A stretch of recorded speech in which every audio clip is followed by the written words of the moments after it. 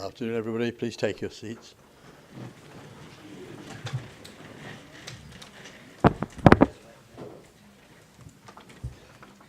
Download this afternoon.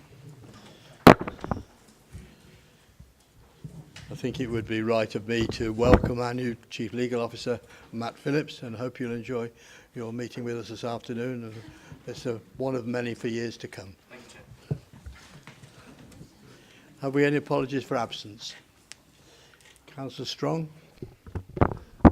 Two, Chairman, Councillors Richard Roden and Anne Webb. Councillor Debbie Blateborough? Councillor Howarth. Thank you. Councillor Petroni? Councillor Armand Watts. Thank you.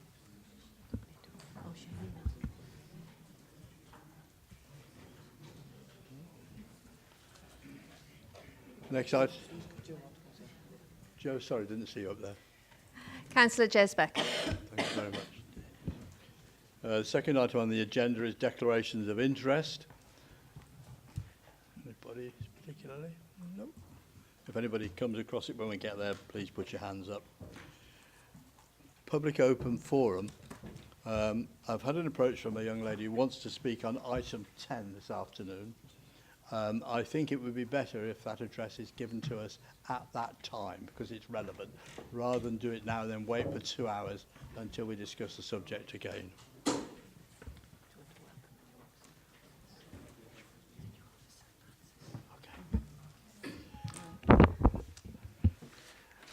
I also understand we have a new officer on the front desk here, Francis. You're also very welcome. I'm sorry I missed you at the beginning, but I'm only looking at the back of heads here.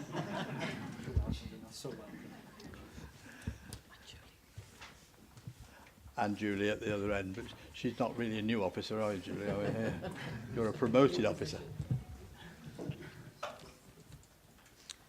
Right.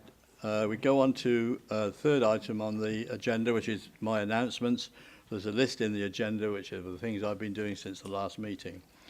I've got 3 items which I want to deal with at this juncture before we go on to number 5.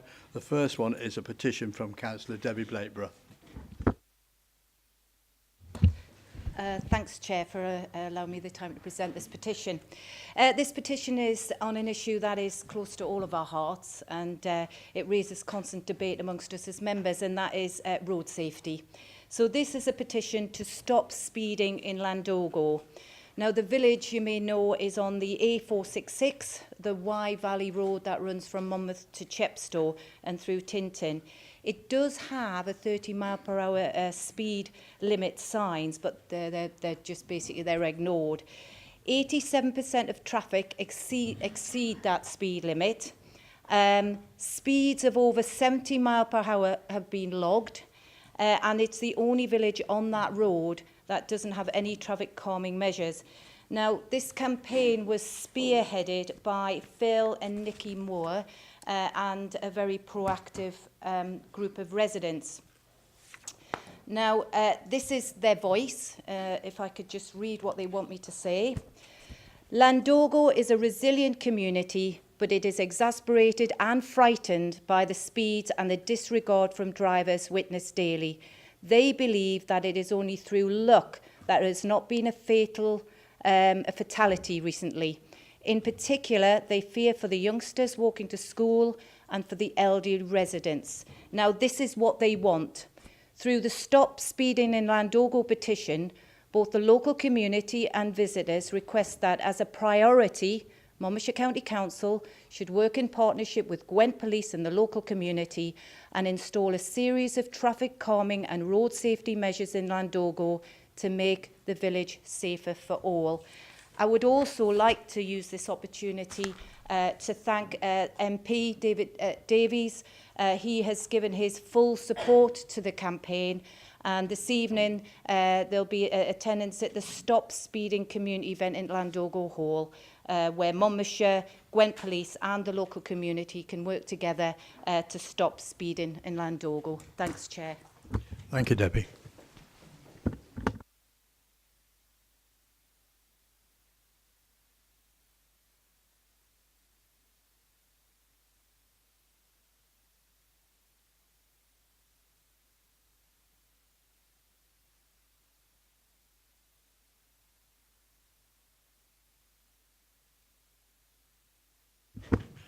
Two other members have asked me if they may make brief announcements at this stage, which I've acceded to. The first one is Councillor Howard. Thank you, Chairman, for allowing me the opportunity to plug an event. Just to make members and officers aware, it's Monmouth Band's 50th anniversary concert this Saturday at the Savoy Theatre. We're joined by great soloists from the Corey Band, Helen and Glyn Williams. Corey Band is basically the best brass band in the world. And we also have the pleasure of Monmouth Male Voice Choir. So if you want to come and pay £5 a ticket, you'll see me playing on the stage and Councillor David Jones singing. So hope to see members, probably not at the same time. Tickets available on the door. Still in Monmouth, Councillor Richard John, please. Thank you very much. Not doing any singing here. Good afternoon, members. I'm very grateful to the Chair for allowing me to make this statement this afternoon regarding news we received yesterday from Welsh Government about funding for a new Welsh medium school in Monmouth. Members may recall that I updated this chamber on the 19th of April on the progress of our Welsh in Education strategic plan. I informed members that the Welsh Government had not approved our WESP and had asked us to develop proposals to expand Welsh medium primary education, specifically in the Monmouth area.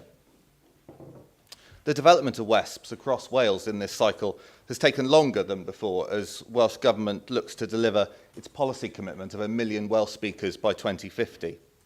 A key part of this strategy is the expansion of Welsh medium education, especially in areas where there has not been provision previously. In essence, it's these areas that must make a larger contribution if that target of 1 million Welsh speakers is to be delivered.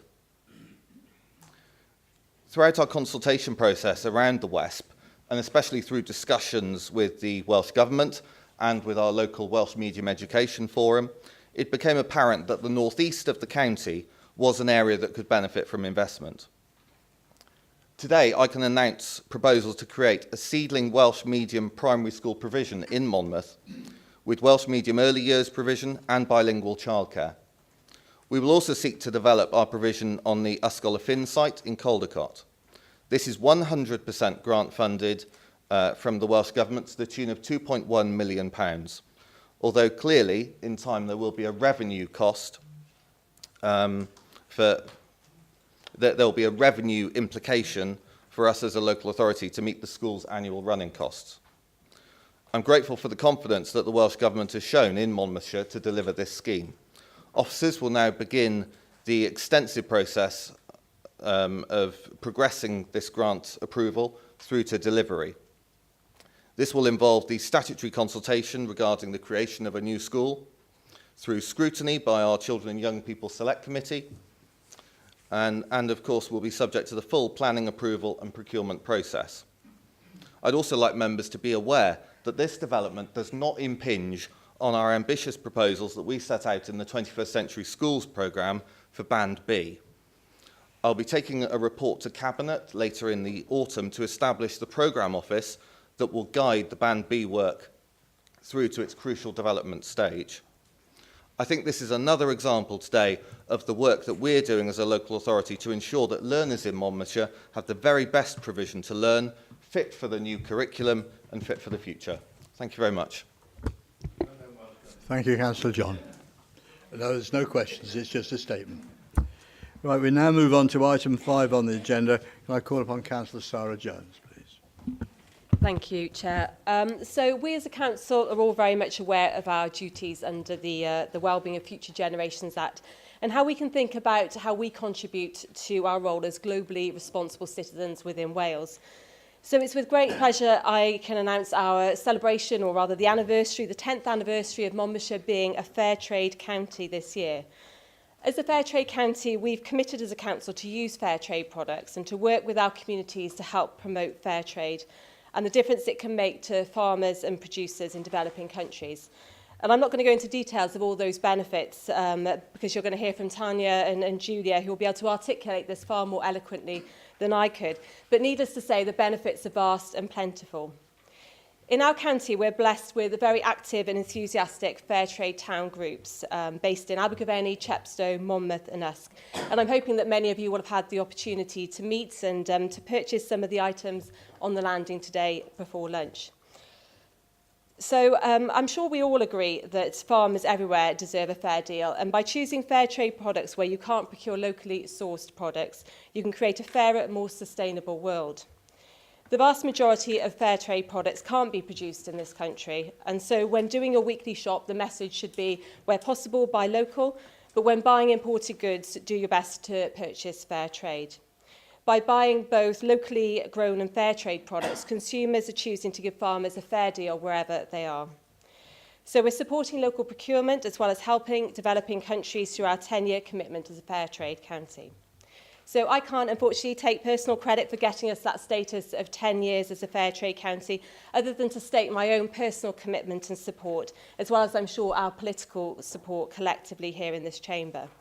What I can do is introduce you to Tanya White and Julia Parsons, who are both fantastic volunteers within Fair Trade Chepstow, and they work really closely alongside the equally fantastic Hazel Clatworthy within MCC, who's put so much effort into us retaining our status as a fair trade county. So thank you all for all the hard work you do.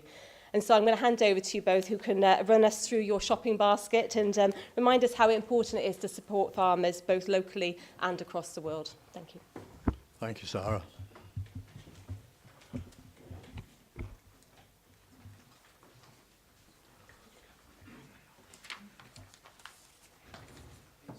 Matt will just show them the button. Hello, thank you for letting us speak to you. I'm sure many of you know what fair trade is, but for anyone who's unsure, it's an opportunity for us to enable farmers and producers in the developing world to work their way out of poverty rather than relying on aid. And each of us as individuals and as well together, we can all make a big difference and bring about trade justice. So Tanya's going to tell you a bit more about what we can do. Hello everybody. Well, I've been involved with the fair trade movement now for over 10 years, but we've been obviously fair trade traders for that time. And I thought, well, we ought to have a celebration. So I went shopping, and the first place I went shopping to was Lidl's. Now, we happen to have a local Lidl's in Chepstow, and I'm sure you have plenty of shops where you can do your purchasing from. But for me, locally, I use Lidl's to start with. So Lidl's, and I've got this celebration which I'm preparing for. So I was thinking what I can do, you know. So the first thing I got was some carrots. Remember, I got all of these from Lidl's. And these are local produce, so that's local. That's really important that we support locally as much as fair trade. So local produce. The next local produce, of course, famous, must be Welsh eggs, mustn't it? So you must have your Welsh eggs. So we got Welsh eggs. Thinking about celebrations though, I'm thinking some wine, very important, fair trade wine from Lidl's. And where I started personally, and I know that it's really important that we continue, bananas. So bananas in Lidl's, fair trade, we can do our little bit. So there we are, we've got those things. Now, after that has happened, we might want to have a cup of tea. So we can get tea, Earl Grey, or indeed a Sam on these particular tea bags from Lidl's, all fair trade. And we might want coffee, so it could be instant coffee. Or we could brew some real coffee. So there's my Lidl's shop. And that's just going around thinking, what little bit can I do from this particular place? But it's not enough, you know.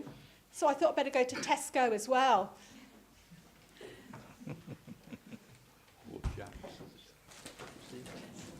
So Tesco, all available in Chepstow. So I'm sure you might have a Sainsbury's, or you might have a Co-op, or you might have all these manner of store where you can do your purchasing. So, milk, of course. Welsh. Milk from Tesco, very important. And the other thing, very important too, lamb. Welsh lamb steaks. Really important that we can get those things locally. The other things we can support, perhaps not actually Welsh, so much as UK now. So I'm going a bit broader, because Wales didn't do spinach, but I got some spinach from the UK. And not only that, I got some broccoli from the UK. Very important. So just thinking, we can start local, go a bit national, and then maybe go international in our purchasing. Obviously, apples, very important. Going beyond this, though, sometimes we don't have produce that we need, either Welsh or UK opportunities. We do have tomatoes, very important. So, what's all these other things we can do? Well, we can still get bananas in Tesco this time, so they support too. You have to ask sometimes, I have to say. So this is little ways that we can do our support. Am I actually got enough to drink? I don't think so, but this is from Tesco, okay? So pinotage on this, but maybe you don't like red wine. White wine then. Okay, so red or white, both from a local shop. Amazing. Maybe you want coffee. We'll make some coffee beans so we can do real coffee now, which will be delicious, of course. Some of us want white coffee, and we've already got our milk. Maybe we want some sugar. Well, we better use some sugar then. Fair trade, of course, because we've got local UK produce and now fair trade, all of which we can support, even have some cocoa afterwards.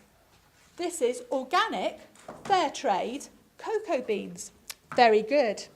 So we've got all these different things that we can do, and maybe some nuts for afterwards. Also, fair trade. Do you know, the point I'm making really is when we do our shopping, these are all little ways that we can make a difference. We might start small, but when we add all our purchases together, whether it be some nuts, some wine, whatever it might be, we can make a difference. Let's start and do that when we go shopping. Just in case you like it, I've got these Maltesers. I don't know if you'd like some. These two are fair trade. So if you would like some Maltesers, I've got some especially for you. Thank you.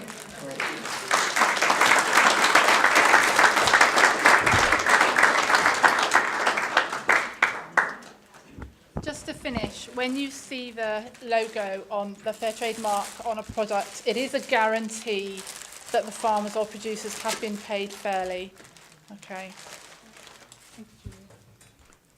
Thank you very much, ladies. One of our members has indicated he'd like to say something. Dimitri? Chair, I have a sudden urge to go to Lidl's. I can't control it. Just to say, it's brilliant to be part of a council that's been fair trade for 10 years. I suppose, and I liked the way you were going for this, the shopping, but what would you say about the cost of fair trade products for people who are trying to manage their weekly budgets? One thing, I had this come up at a stall in Chepstow Town, and a lady said to me that they get through quite a lot of bananas in their household and they can't afford to buy fair trade. And so I suggested that maybe every now and then, when she could add the extra penny or two that it costs, that she could buy a bag of fair trade sometimes. I think most people can do something sometimes, and many of us can actually do something on a regular basis.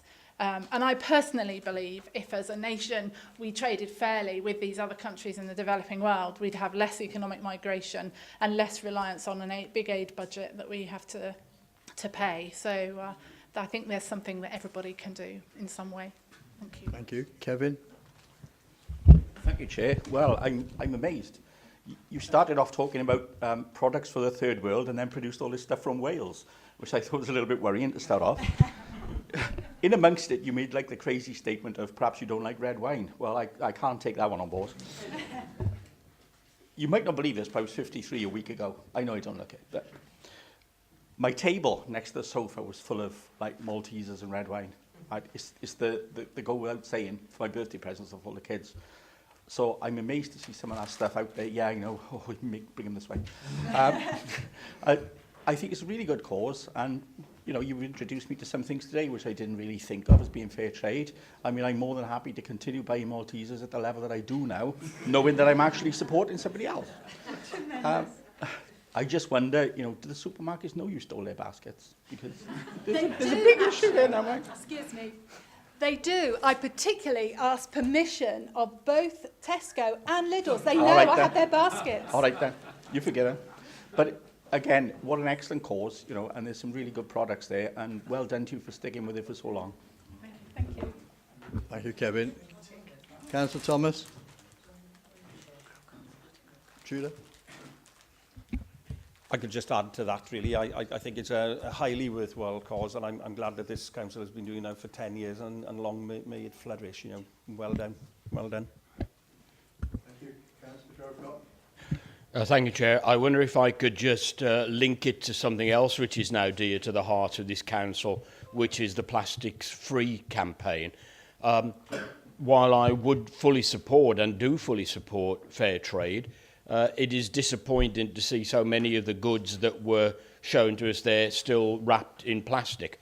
And it might be worth mentioning that this very week, John Lewis, via the Waitrose chain, have said that within 12 months they will not be using plastics for any of their fresh fruit and vegetables, but rather move into a compostable produce to wrap goods. So yes, fantastic that it's fair trade, but no, I wish so much of it wasn't wrapped in plastic, and I hope that fair trade as a movement will start to move towards organisations that are not using plastic to wrap food. Thank you. Councillor Joe Watkins?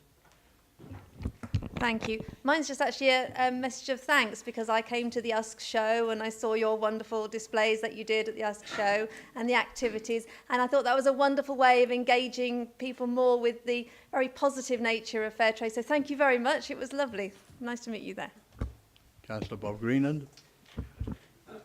Yeah, can I first of all congratulate you for the way you presented? Very, very striking, and doing it that way, it's something we all remember. One thing that did occur to me when you were going through that, and I certainly like the way you first of all promote local products. That is absolutely essential for us here in Monmouthshire. And in fact, I am involved in something called Saturday Big Breakfast, which takes place every few weeks in the hall in Usk. There we use first and foremost locally produced items. So all the milk, all the butter, all the bacon, black pudding, sausages, all produced in Monmouthshire, and the bread and etc. But also we use locally produced broccoli and locally produced, what else did you have down there? Something like that. Carrots? Yeah, and here is somewhere where we should be promoting farmers' markets. And I would like to mention farmers' markets at this point as well, because if you go to farmers' markets, you will be supporting local suppliers. But also I want to come back to Big Breakfast and thank, where's she gone? Oh, there you are, Ruth here, because when we're not able to use Monmouthshire food, we do use fair trade, thanks to Ruth. So all our coffees and teas, etc., are fair trades. Thank you very much indeed. Thank you, Bob. Councillor Peter Fox? Yeah, and thanks again. It's all been said and well presented. Done really well. And we've had a pleasure reviewing this chamber or previous chambers over the last 10 years and probably before that. So just thanks, and take back our thanks to the organisations in the towns for continuing the good work. It's so important for us, those of us who are connected with farming, know the importance of having a fair price for our product. But that's so much more important in some of the third world countries, where what they get now is minuscule to what we find in other areas. But if it enables them to make a life for their families and move forward, that's a great step and one we should embrace, and I'm pleased that the council's been part of that and been a fair trade county for that 10 years, and I hope we can continue that and enhance the amount of fair trade we use over the next 10 years. So thanks very much for coming along. Thank you, Peter. The last one for this afternoon, Councillor David Dovey. Thank you, Chairman. I'd just like to welcome the team here because they do so much good work around Chepstow for us. We use all the products we can when they come, they feed us with when they come to various meetings, and they're all very enjoyable. And I'd like to make the point as well that when I was Mayor of Chepstow, Chepstow was the first free trade town in the whole of Wales. And I was there with Councillor Hilary Beach, who was Councillor Peter Foley's partner, and it was a memorable day for us, and it's great to see you going so strong, and more strength to your elbow. Brilliant. Thank you. Thank you, David. Thank you very much, ladies. It's been a privilege to meet you all this afternoon, and like everybody else, I encourage you to carry on for the next 10 years. Thank you very much indeed. Shall we give them a clap?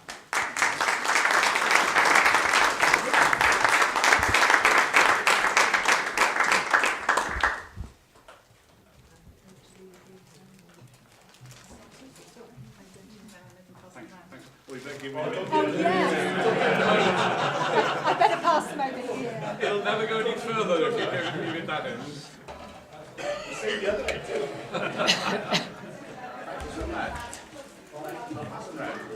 Pass them round in a bit.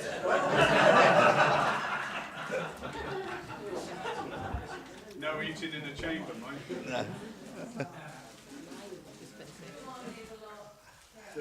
They're never going to get to the back row. Hey! Don't forget we're on the television. Right, we go on to item 6 now. Capital funding approval for the A4 Y Bridge in Monmouth. Councillor Jones, are you going to start us up on this one? When you've eaten your Maltesers.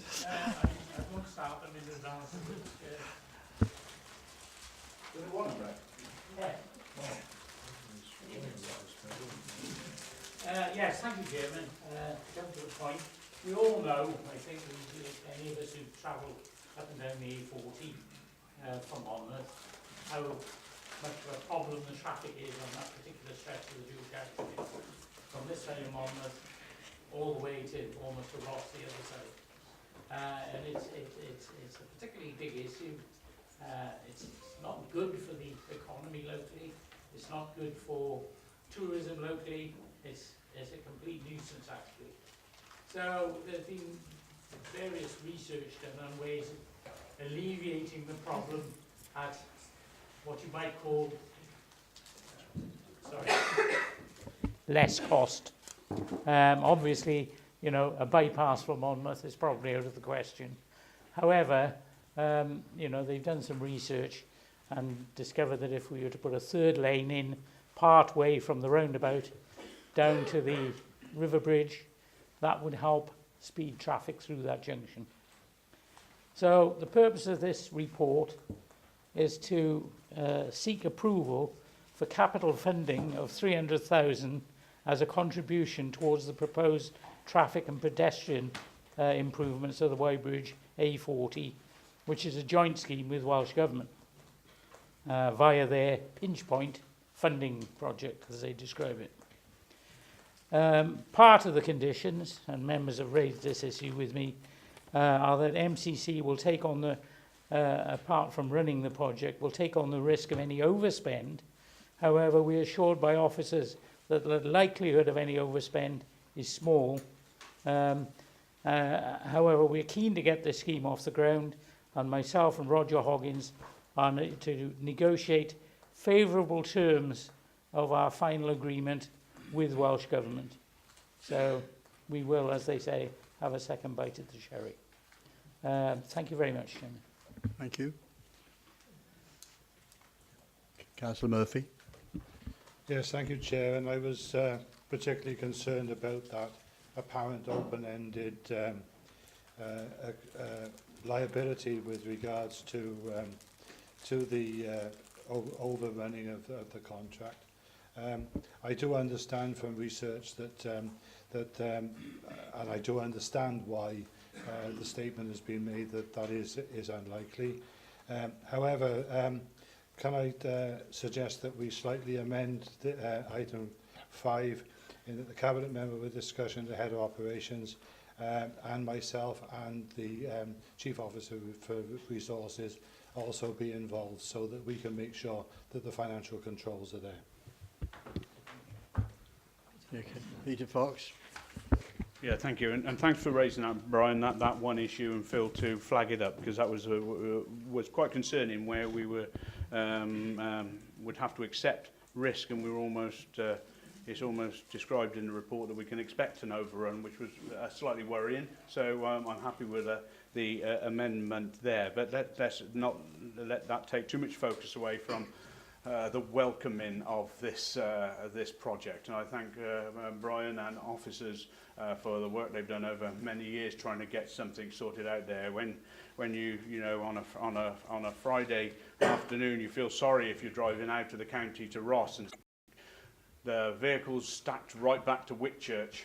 I mean, that's just not acceptable in and that's grown and it's got worse over the last 5-10 years. It's just not acceptable. So an outcome had to come. I'm sure it won't alleviate all of the problem, but if it can take away a significant percentage of it, at least things will run smoothly. So I just really wanted to welcome this and to thank all of those who've had a part to play in anchoring this project. So we look forward to it starting, but more so looking forward to it to finish.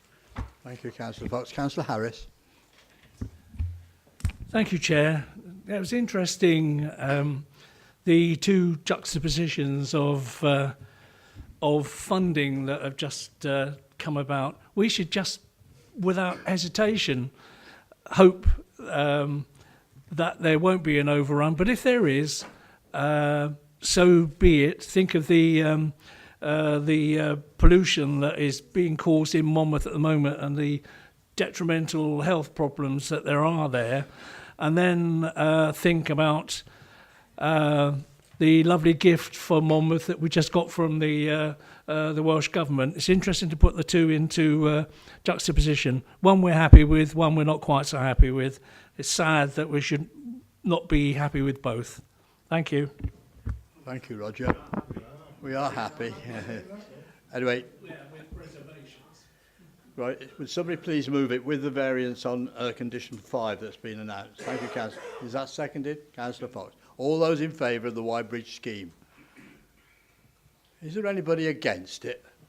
Not a soul. Well done. That's unusual in this chamber. Right, we go on to item agenda number 7 now, statement of accounts. Councillor Phil Murphy. Yes, thank you, Chair. And this report, as you can see, is the accounts that have come back from the external auditors. Regulation requires the Council to consider and sign off the accounts' statement of accounts before the publication deadline of the 30th of September. And as I said, the report has been out to the external auditors, has come back and been presented to the Council's Audit Committee and is now provided to us for our agreement. So the recommendations are that might get my thing to scroll down. That the final draft of the statement of accounts for Monmouthshire County Council for 2017-18, which is in Appendix 1, be accepted as a true and fair view of the Council's statement of accounts. At this point, I would like to commend the officers for getting the accounts out 3 weeks ahead of the deadline. It was a Herculean effort to actually achieve that. So, you know, it's really, really well done. It's pleasing to note that the auditors intend to provide an unqualified opinion on the accounts, and we wish to acknowledge the strength of the relationship between the Council and the Wales Audit Office and the professional and helpful way that audit colleagues have conducted their activities. There are a few items where we perhaps differ on technical matters, and item 4.3 in the report states of significant note. The ISA 260 report raises some issues. They are mainly technical issues and matter of interpretation, and the Council's response to those is included in the bullet points listed below in 4.3. So, Chairman, Mark Elcroft is here at the back, sorry. Yes, he is at the back.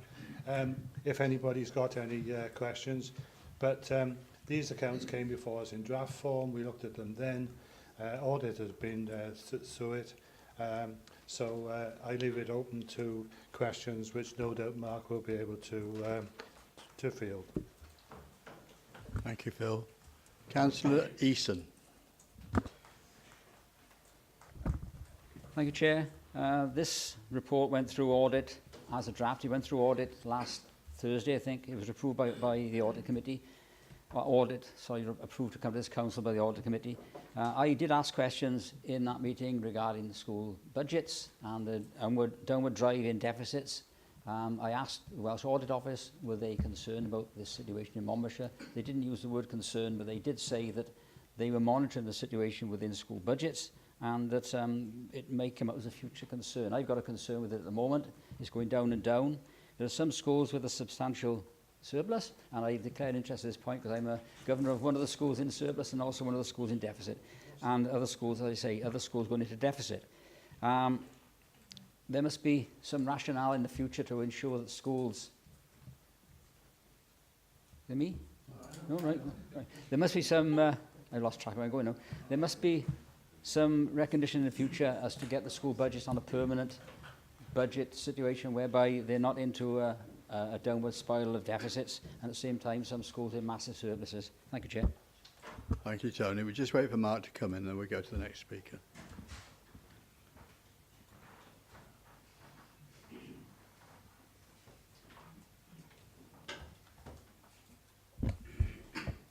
Mark, did you want to respond to Councillor Eason? No, please do.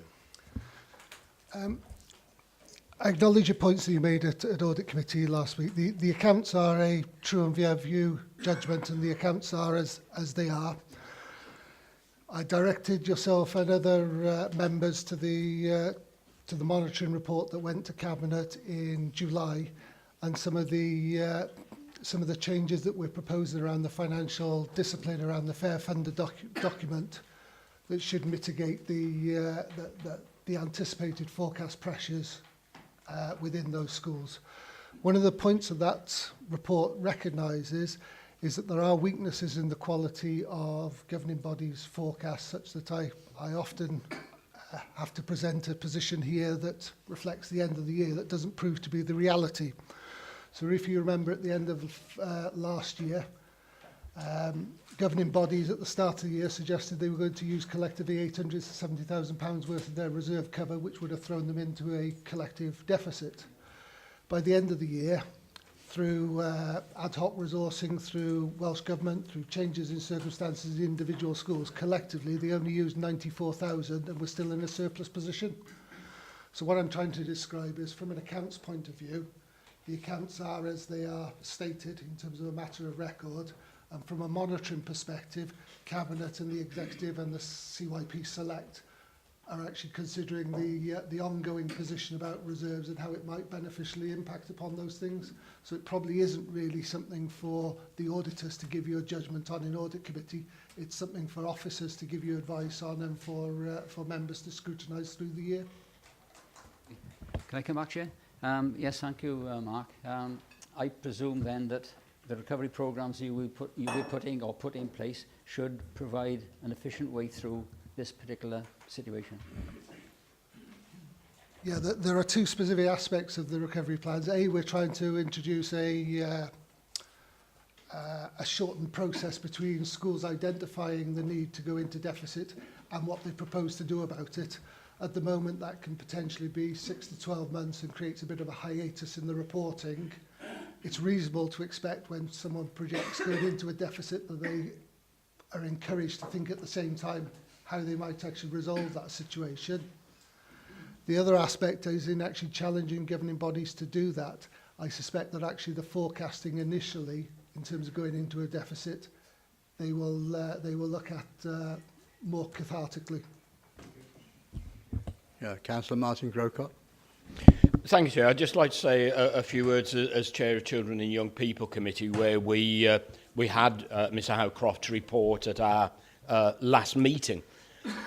He made the point there about the apparent ineffectiveness of schools' governing bodies to manage budgets.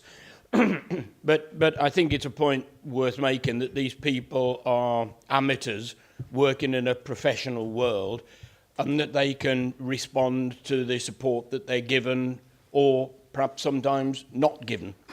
The report makes the point that 3 of our 4 comprehensive schools are in deficit. The 4th has just emerged from deficit and is in a position where, to put it crudely, finance officers are holding the hand of the school very tightly, lest it slips back again.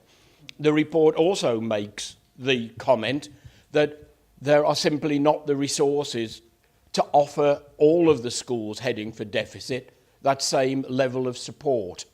In other words, I think it's not good enough to blame governors, and the authority is faced in a position where it admits itself that it cannot support schools in a very, very difficult financial position. The report suggests that over half of our schools are heading for deficit situations, as well, not just the 3 of the 4 comprehensive schools. The allocation of formulas for schools is often given the name fair funding. The way that our schools are currently going, I would suggest it would be better called unfair funding. Can we get a response from an officer, Councillor Grocott?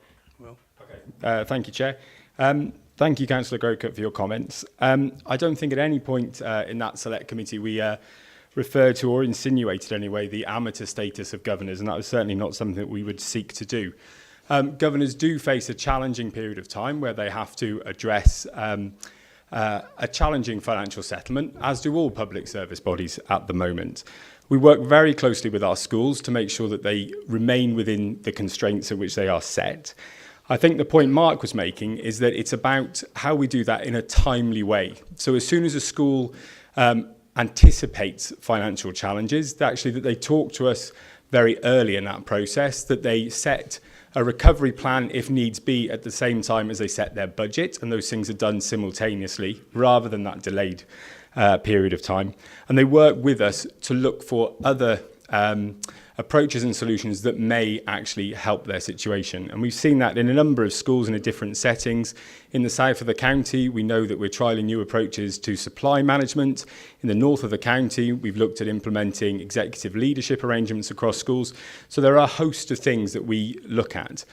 There are, and there have been, some occasions where schools find themselves in particular difficulty, and in those instances then we will work very closely with the school. Certainly Mark, in terms of his role with Chepstow, although I would say that Chepstow's return to financial solvency in the last year was a considerable success, and they ended the year with a significant surplus budget.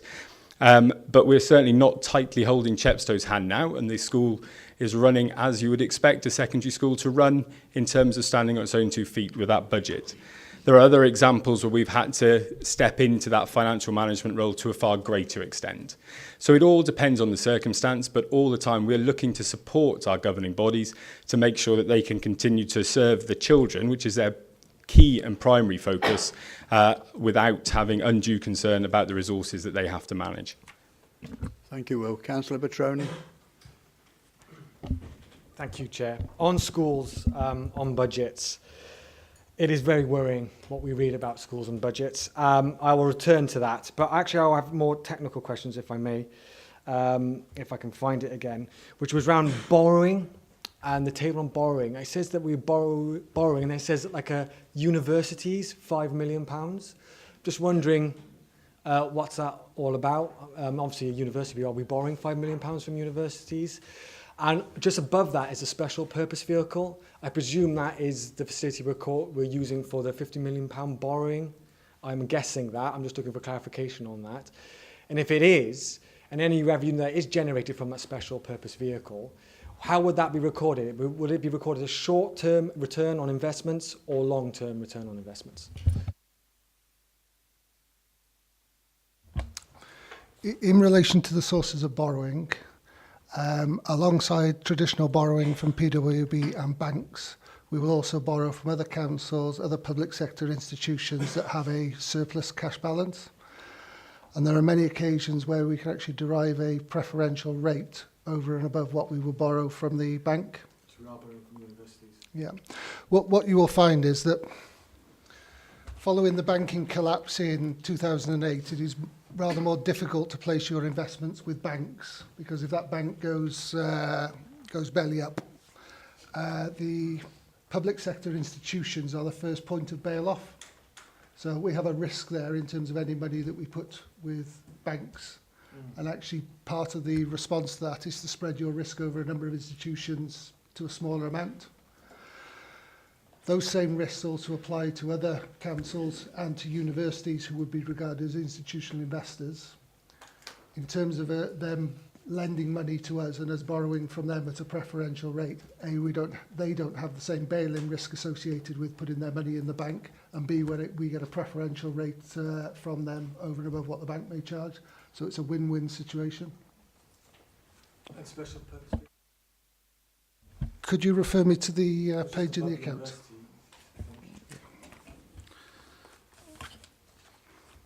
Yeah, I could answer the borrowing question because that's a general point. This next one is a technical matter. 65, okay. Or page 5 in that notebook, actually.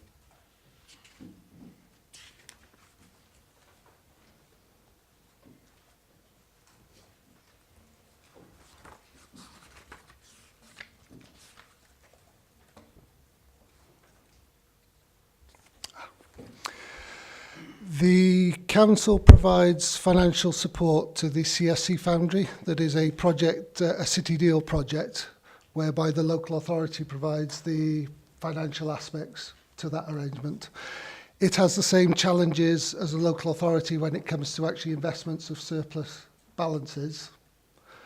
At the end of the financial year, it had a surplus of £4.5 million, which had invested with the council, and we subsequently invested it with the Debt Management Office, our overnight resource. They wouldn't automatically have access to that as a private limited company, but through the arrangement, the SLA that they have with the authority to provide that financial support, that's a way that we could actually reduce the risk of investing what is effectively public sector resources. On that point, is this the first time in recent memory we've started borrowing off universities or other public institutions and I've just missed it? And if it isn't, do the audit committee, I presume they do, see the interest rates and the preferential rates and the deal we got from it? It's not unusual to borrow off other public institutions, and yes, the audit committee receive a report twice a year in terms of the Treasury performance and the average rates of both borrowing and lending. Specifically universities though, is it broken down like that or just in a generic sense? I don't believe it is. Thank you, Dimitri. Councillor Jim Higginson. Thank you, Chairman. I mean, the questions I want to ask have been responded to. But just to say this, that when we have a pre-meeting, and as Mark will testify to, the chairman, who was a lay member, and from his background, he put some very testy questions to the finance team at each time we have a pre-meeting and sometimes during the meeting. So members can rest assured that there's no stones left unturned. Thank you, Jim. Councillor Francis Taylor. Thank you, Chair. I think Councillor Grocud may have just perhaps chosen his words inadvertently around governing bodies being amateurs. They are volunteers, but that doesn't necessarily mean that they are amateurs. There is probably quite a significant skill mix across governing bodies in Monmouthshire, and we mustn't forget that we're relying on those volunteers to help set strategic direction and run our school. What I do see here, though, is perhaps a question about how they are effectively supported to do their job, which, as you quite rightly point out, is to hold the head teacher to account for the best outcomes for the children in the school, which is all our concern.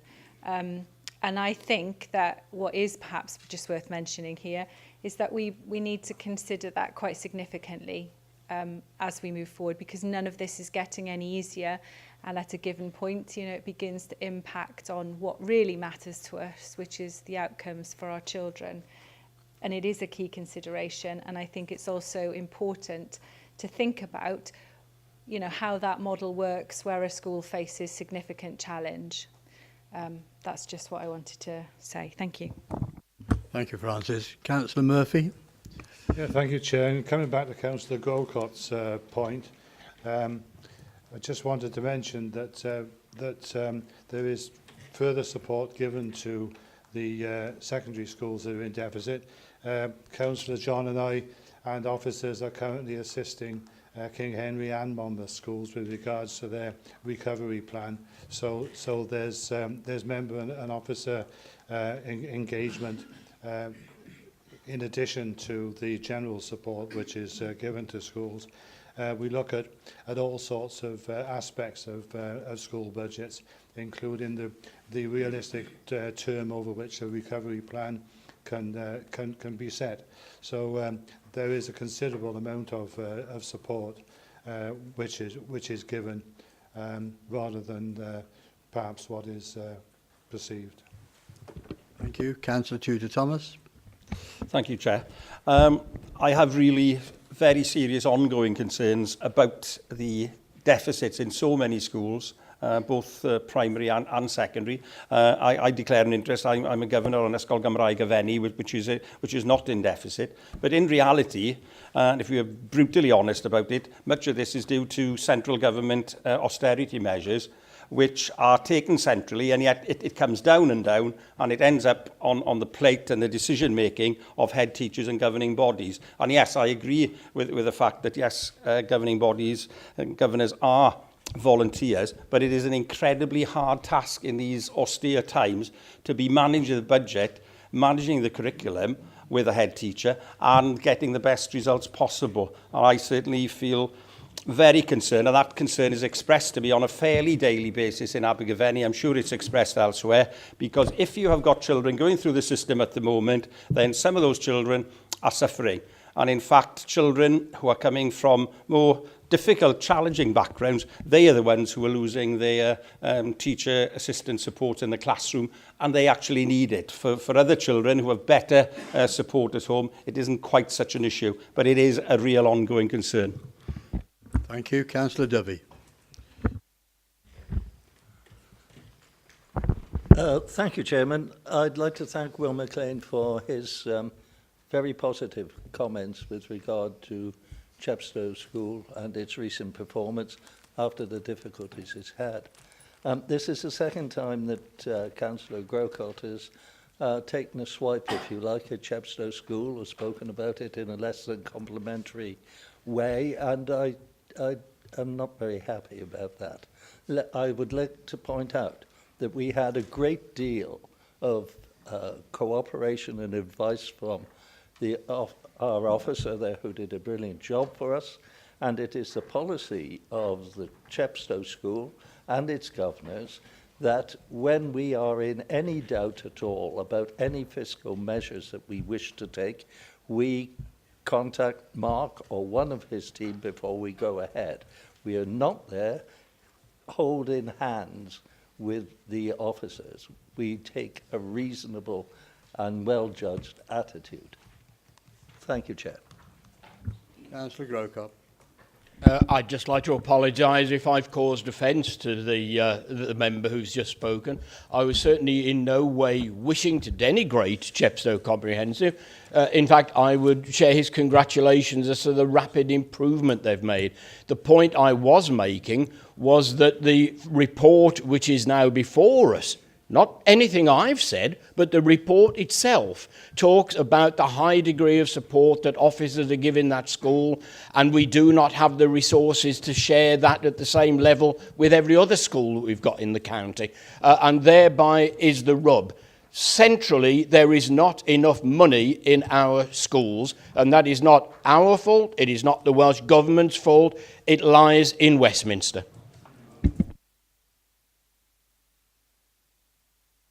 Mark?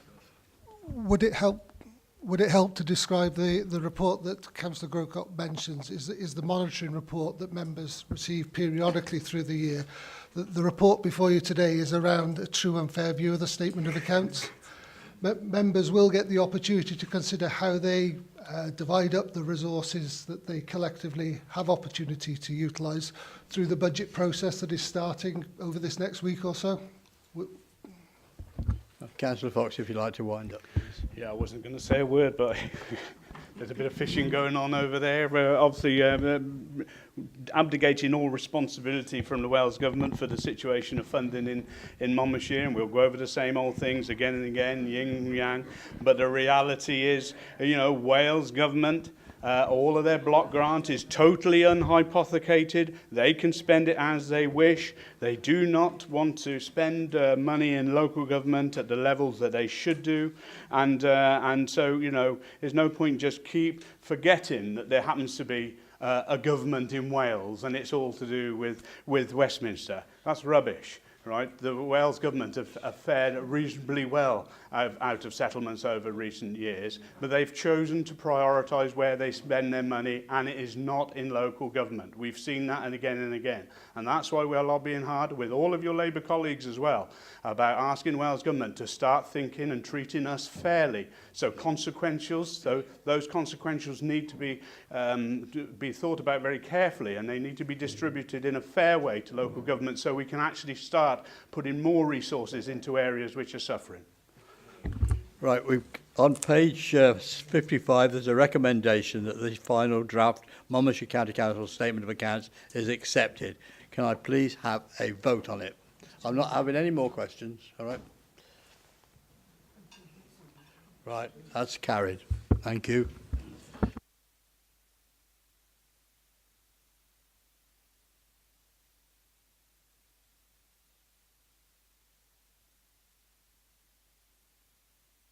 Councillor Paul Jordan. Thank you, Chair. Back in March 2017, Council set its wellbeing objectives for 2017-2018. This report sets out the progress we've made towards achieving these. The objectives were set just prior to the local government elections in May 2017 in order to meet the legislative requirements under the Future Generations Act of approving and publishing wellbeing objectives by the 31st of March 2017. Following the election of the new council, the 43 members who are sitting here today approved the corporate plan, which identified revised organisational goals and superseded the wellbeing plan. However, we still have a duty to report back on the progress made in 2017-2018, which is the focus of this report. It's worth remembering that the objectives are ambitious and the impact may not clearly be demonstrable over such a short timescale. This is the sort of ambition of long-term thinking that the Future Generation Act requires. This report considers the extent to which the objectives contributed to the achievement of the wellbeing goals, how we're taking all reasonable steps to meet them, and if they remain consistent and sustainable development principles. These are to provide children and young people with the best possible start in life to help them achieve better outcomes, to maximise the potential in our communities to improve well-being for people throughout their life course, maximise the benefit of the natural and built environment for the well-being of current and future generations, and to develop opportunities for communities and businesses to ensure a well-connected and thriving county. We'll see the progress that has been made towards the 4 objectives, with all of them being evaluated as progress at level 4. There's good, important strengths with some areas for improvement. Our self-evaluation scale, which runs from 1, which is unsatisfactory, to 6, excellent, is shown on page 7 of the report. The detailed performance in this report has already been scrutinised thoroughly by select committees in June and July of this year, who verified the assessments of performance, and there's no need to repeat that exercise now. This report gives the opportunity to bring these together in a single place, and the approval of this document in its entirety is the responsibility that rests with the full council today. Thank you, Chair. Thank you, Councillor. Yeah, Councillor Davis.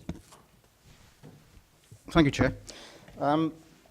I've read this document, which is very interesting, and it's got all the right things in it, which I don't think most people would argue with. But I note on page 218, there's a graph there that says total new dwellings built, and it's got a line going up, but what it doesn't say is what the actual target was for building those properties. And we all know that within Monmouthshire, we failed abysmally in terms of building enough houses. And there are all sorts of implications for the well-being of the future of Monmouthshire, but I'm looking really at objective 1 within the plan, which says provide children and young people with the best possible start in life to help them achieve better outcomes. Now, according to the End Child Poverty UK, child poverty in Monmouthshire, the average is 21.6%. That's over 3,700 children living in poverty, and there are 8 wards with over 30% and 18 wards with greater than 20%. And one of the biggest factors in that is housing. Now, I'm not suggesting that's the fault of Monmouthshire County Council, and before our leader steps up and says it's the Welsh Government or whatever, if you look at the statistics for the United Kingdom, which I've done, then there's very little difference between any of them. Right? We've got England, a Conservative government, poor. We've got Wales, a Welsh government, poor. Scotland, yes, and we've got Northern Ireland with no government at all, and they are poor as well. So I don't want to get involved in that debate about who's right and who's wrong. I think the point is we all want that situation to change, right? And I think that I'm surprised that there's no actual indication of what we should have been doing within that graph, other than what we've built, which is nowhere near what we should be building, by the way. So I mean, I think if we're going to give our people the best, our children the best start in life, then surely housing is fundamental to doing that. And as an authority, no matter what party we belong to, it's our duty to make sure that those children have somewhere to live. And we've spoken about this in planning before, and I know Mark is in agreement here. We're not just about building houses here, we're about building communities. So we need to make sure that when we think about numbers of houses, we also think about the facilities and things that people need to enhance their lives. And I would suggest that as part of that well-being goal, which we're all in favour of, we must address this housing issue as soon as possible. Thank you, Chair. Thank you, Councillor Dimitri Petroni. Thank you, Chair. I want to talk about the wellbeing plan, and as my colleague has said, there's nothing you can really argue against as in terms of our goals and objectives. What I have a problem with is delivery in many areas, but I wish to focus on the one which focuses on child wellbeing and giving the best start to children at the start of their lives, which we all agree on. But this council's not delivering on. And you need to only go to our statistics around child poverty. We have one ward over mono, over 40% of children in poverty. The next ward below that is my ward, 34% of children in poverty. The ward below that is West End, 32% of children in poverty. All independent charity figures, not from any political or government organisation. Even in Shire Newton, 15% of children in Monmouthshire, in Shire Newton, are in poverty. And we're getting to a stage in this council where we've got the right goals and objectives, but we never seem to deliver. And this, or more than anything else, gets my blood boiling. Okay, let's park the ding-dong between Westminster and Welsh Government. Let's talk about this council. This council, or this administration, has cut school budgets by £3.4 million. When last time I asked, I haven't asked in the last year, so it probably has gone up. £3.4 million from this Tory administration. How does that give the best possible chance to a child in Monmouthshire? We know what happens when schools are faced with tight budgets. They have to let go of the most expensive cost. And the most expensive cost is staff. 84% of costs are staff to schools. When faced with difficult decisions, staff, more invariably, admin or teaching assistant kind of staff, are the first to face the brunt of this decision from this administration to cut schools in Monmouthshire. And we cannot abrogate responsibility. We cannot just get involved in these kind of Labour, Tory battles that we have no control over. We can only control what's in here. And those are the decisions this administration have made. And if you look at our free school meal results, you know this is a favourite hobby of mine. For the last 3 years, we've been the worst in Wales for achievement of free school meals pupils getting HC, GCSEs. And we know collectively, for the first time since I've been elected, collective resources, and this is from the statement Outturn report, collective resources, in the words of the report, are exhausted, i.e. schools collectively are in a deficit for the first time since I've been elected. They can no longer rely on that central reserve to help them bail them out. Why? Because this administration cut £3.4 million from schools. Now that is not in the wellbeing report, it's not discussed in the wellbeing report, everything's hunky-dory, don't you worry, here's a graph, pass it, we'll all move on with our lives. Well, it's not good enough, Chair, and I want to show wellbeing reports also reflect the good things we do, and we're very good at this council, in many areas, and yes, we should talk about it, and yes, we put it in our reports, and yes, I will say it when it happens, but it also has to look at what we're not doing well, and also has to be honest with ourselves, the decisions we are making in this council. Half an hour extra care if a child's still in there when they're having a free school breakfast. How does that, if the parent has 3 kids, £3 a day, every week, that is not good for that family or for that child. We don't know the cumulative impact of that yet. It's only introduced this month, but it cannot be a good thing. Last time I checked, which was 3 months ago, school meals, increases in inflation for a cost for a child to go and get a school meal, 17%, well above inflation. Decisions from this administration, not in the wellbeing report. This administration, on this wellbeing report, coats over all the bad things it does and the direct decisions it makes, regardless of Welsh Government or Westminster. And the wellbeing report, to be an accurate and helpful report for all of us, should reflect the good and the bad. Councillor Fox. Yeah, thank you, Mr. Chairman.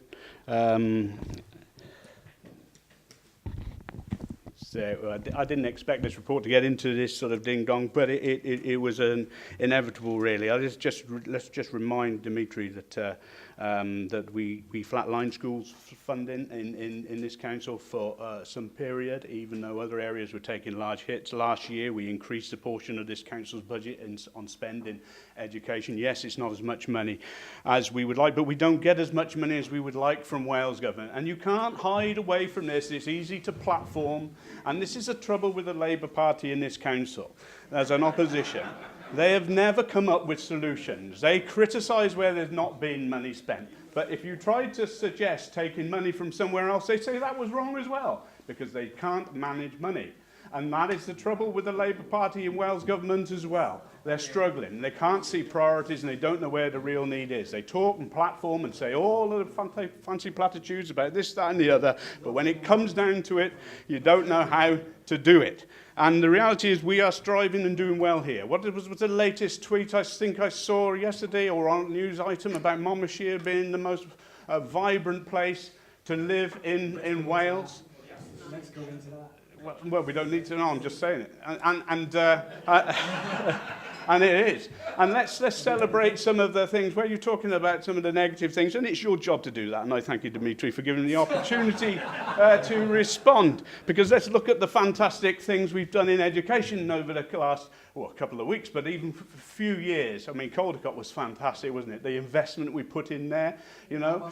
Yes, the Welsh Government, but without the initiative and the go-ahead and the drive from this council, that wouldn't have happened. Because, to be honest, the vision wouldn't have been there unless it was led by this authority, this administration and previous administrations.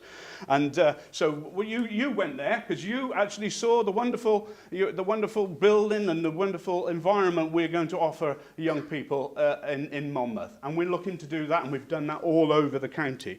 So don't question our commitment to young people in Monmouthshire. We will give more money when we have more money to give.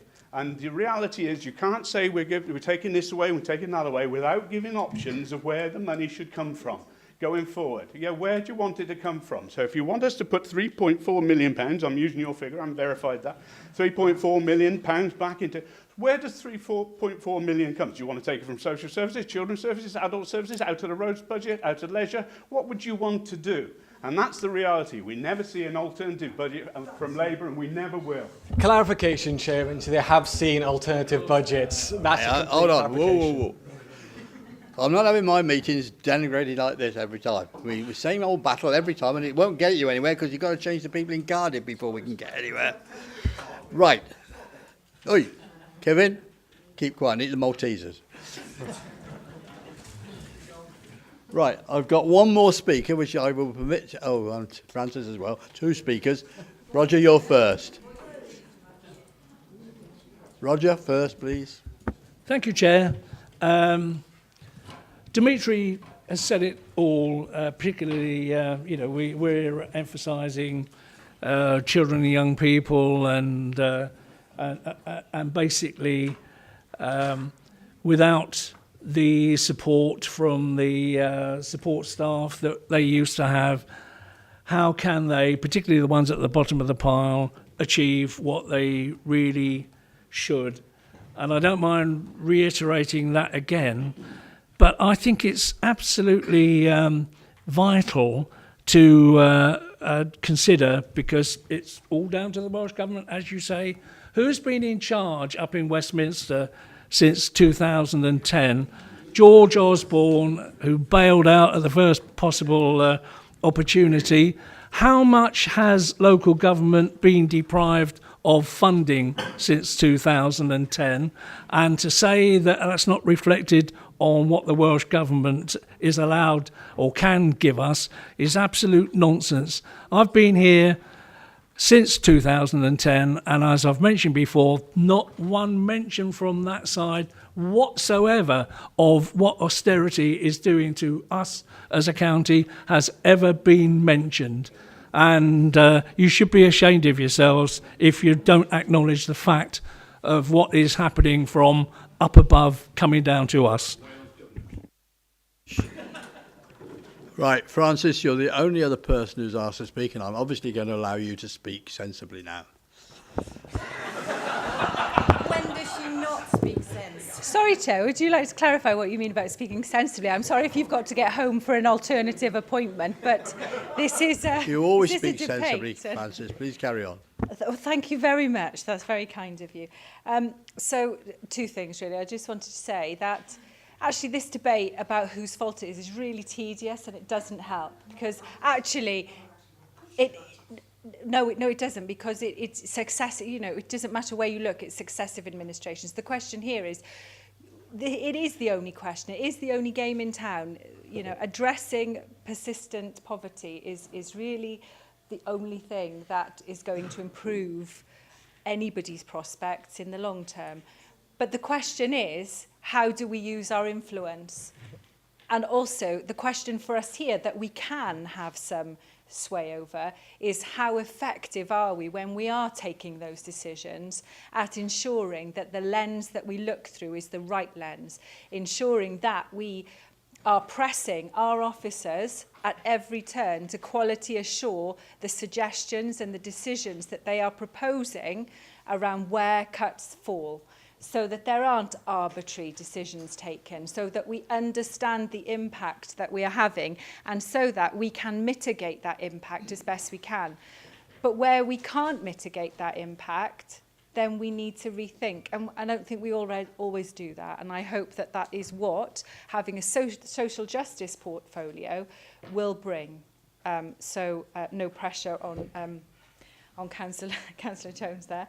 But in terms of the actual wellbeing report that's in front of us, a couple of things, really. I think we really must not confuse activity with impact. So I was reading through it last night, and it was talking about, clearly, one of the very pressing concerns that's been agreed in many of the Gwent public service boards is that of obesity, childhood obesity. We know that's greater in areas of deprivation.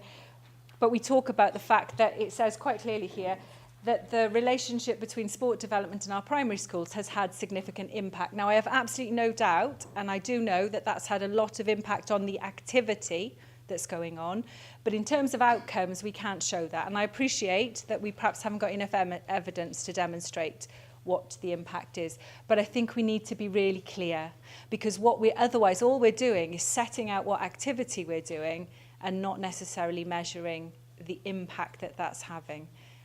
And that would be my key consideration. I also note, and this is a question really, I'm not sure where this sits even, this portfolio. So Team Around the Family, if you look, it comes under engagement and governance. So possibly Matt Gatehouse's portfolio, but it doesn't sound like it in the description.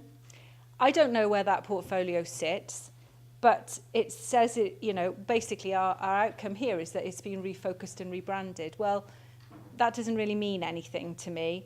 What would mean something is, what does that actually do for the families we're working with? Is that what they need and what they want, or is that what we want to provide? And also, I think an assurance here that this isn't around social work intervention, but done more cheaply. And so I would like to understand that, and I'd really like to know where that reports in. Does it report to CYP Select? Is that where it gets scrutinised? Or does it get scrutinised under adult and social care? I'm not sure, and I don't know, and I'm not terribly sure that the report really tells us a great deal. So that's my concern, really, that we're just reporting on activity here. Thank you. Thank you, Councillor Taylor.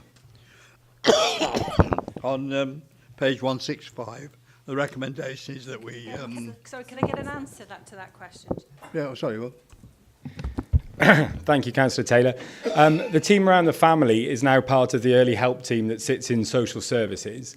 It's funded through the family's first funding stream, as well as core contributions from both CYP and Children's Services.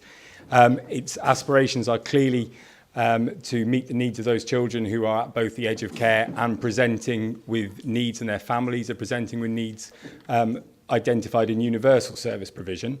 Its reporting line is through CYP Select, so that's where it comes to. Okay, thank you, Matt.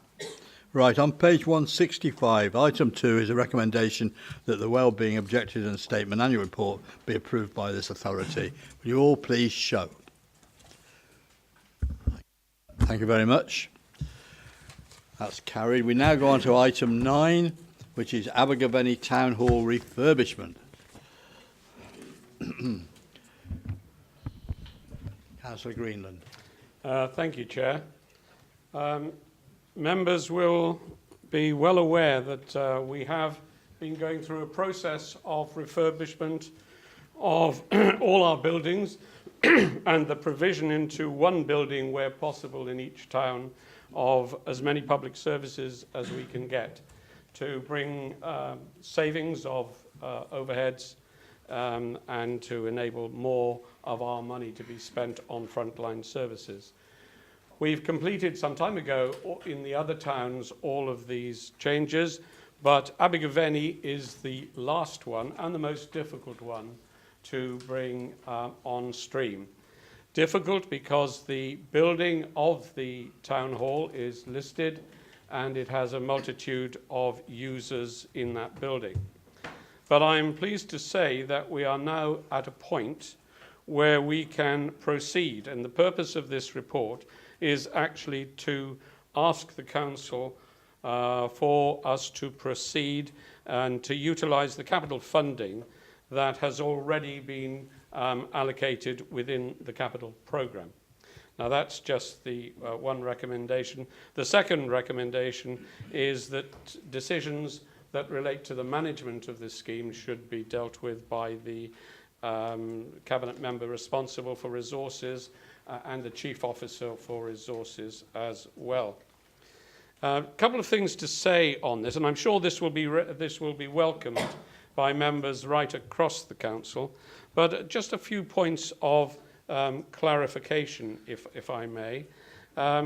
First of all, what are we getting for our money? Well, it will mean quite a change in this building. We have appointed a design team, and they have taken the original plans and they have updated them.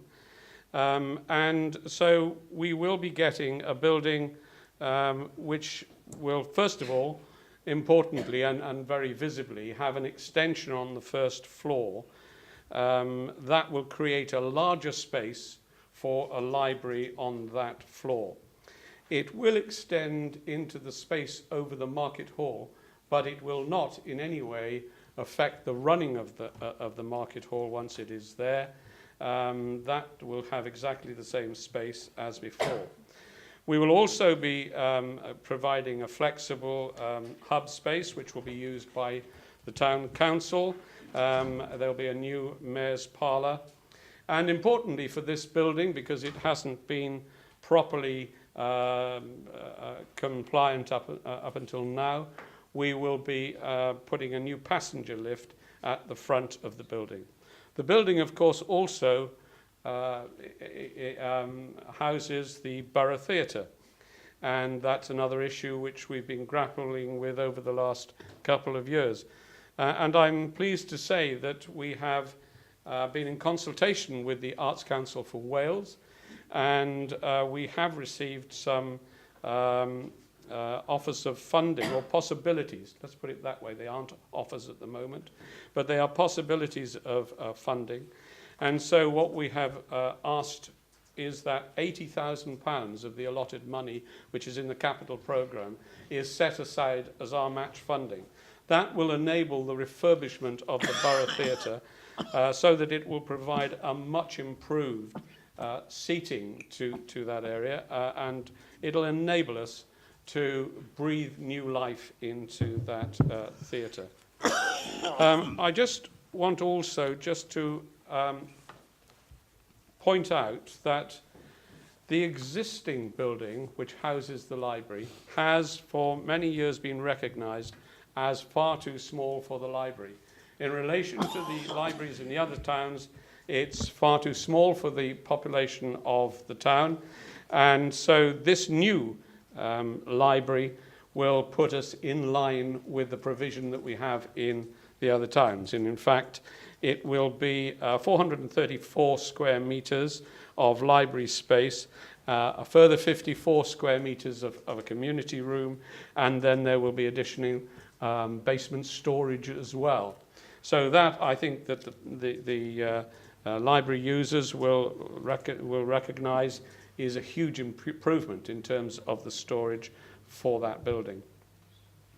The only other thing I want to say is that inevitably with a building project of this size, there are bound to be some disruptions. But we are very conscious of all the users of the spaces and the future uses of the spaces, because we will also be looking to put a frontline police presence within the building as well.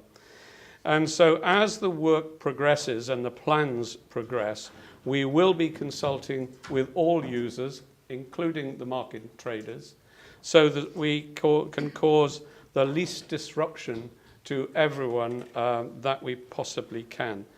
Just one further point. In the report, there is some missing wording in paragraph 3.3. The last sentence reads, "The hub will also continue to operate on the ground floor within the existing one-stop shop floor area, the shop floor area to provide a service for.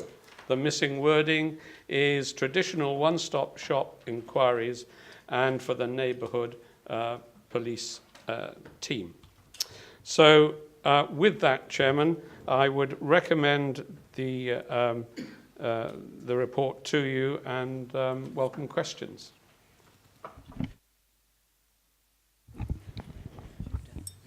Thank you, Bob. Judah?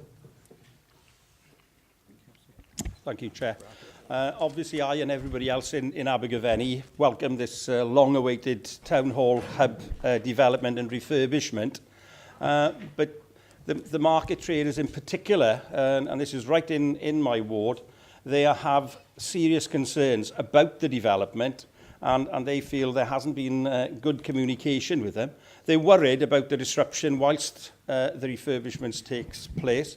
If the market hall is shut, for example, for 4 or 5 weeks, most of those traders, and there are about 100 of them, they will not have enough financial reserves to see them over this period. And in reality, looking around the chamber, who could survive for 5 or 6 weeks without any income at all? Lots of people would find that difficult, but particularly some of these traders who don't have reserves.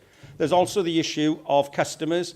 For that 5 or 6 weeks, if the hall is shut, then they will obviously have to shop elsewhere, and they might well not return. They will probably go to Morrison's supermarket or elsewhere. Will they come back at the end? The market traders have worked incredibly hard to maintain their trade, and to be fair, they have done that since the advent of Morrison's. There hasn't been a significant dip. There's a real danger of a large group of very reliable traders who have a good reputation for their goods and services going out of business, and then they might well be replaced by less reliable traders when the market hall reopens. Abergavenny Market is a unique selling point for the town. So many people visit from South East Wales and elsewhere because it is a good quality market. Their major concern is the closure, how long that will take. Inevitably, building work hits snags. And if a target of, say, 5 weeks closure is given, it'll probably extend to more than that. And therefore, I want to put an amendment for the traders that this council ensures that the market traders in Abergavenny Market Hall have an alternative space to continue trading during the refurbishment process. And obviously that would be up to resources, etc., to decide that issue. Thanks very much. Diolch yn fawr. We'll come back to... Have you got a second of that amendment? Okay, thank you. We'll come back to it in a while. Councillor Pratt. Okay. Thank you very much, Chairman. Sorry, Jane.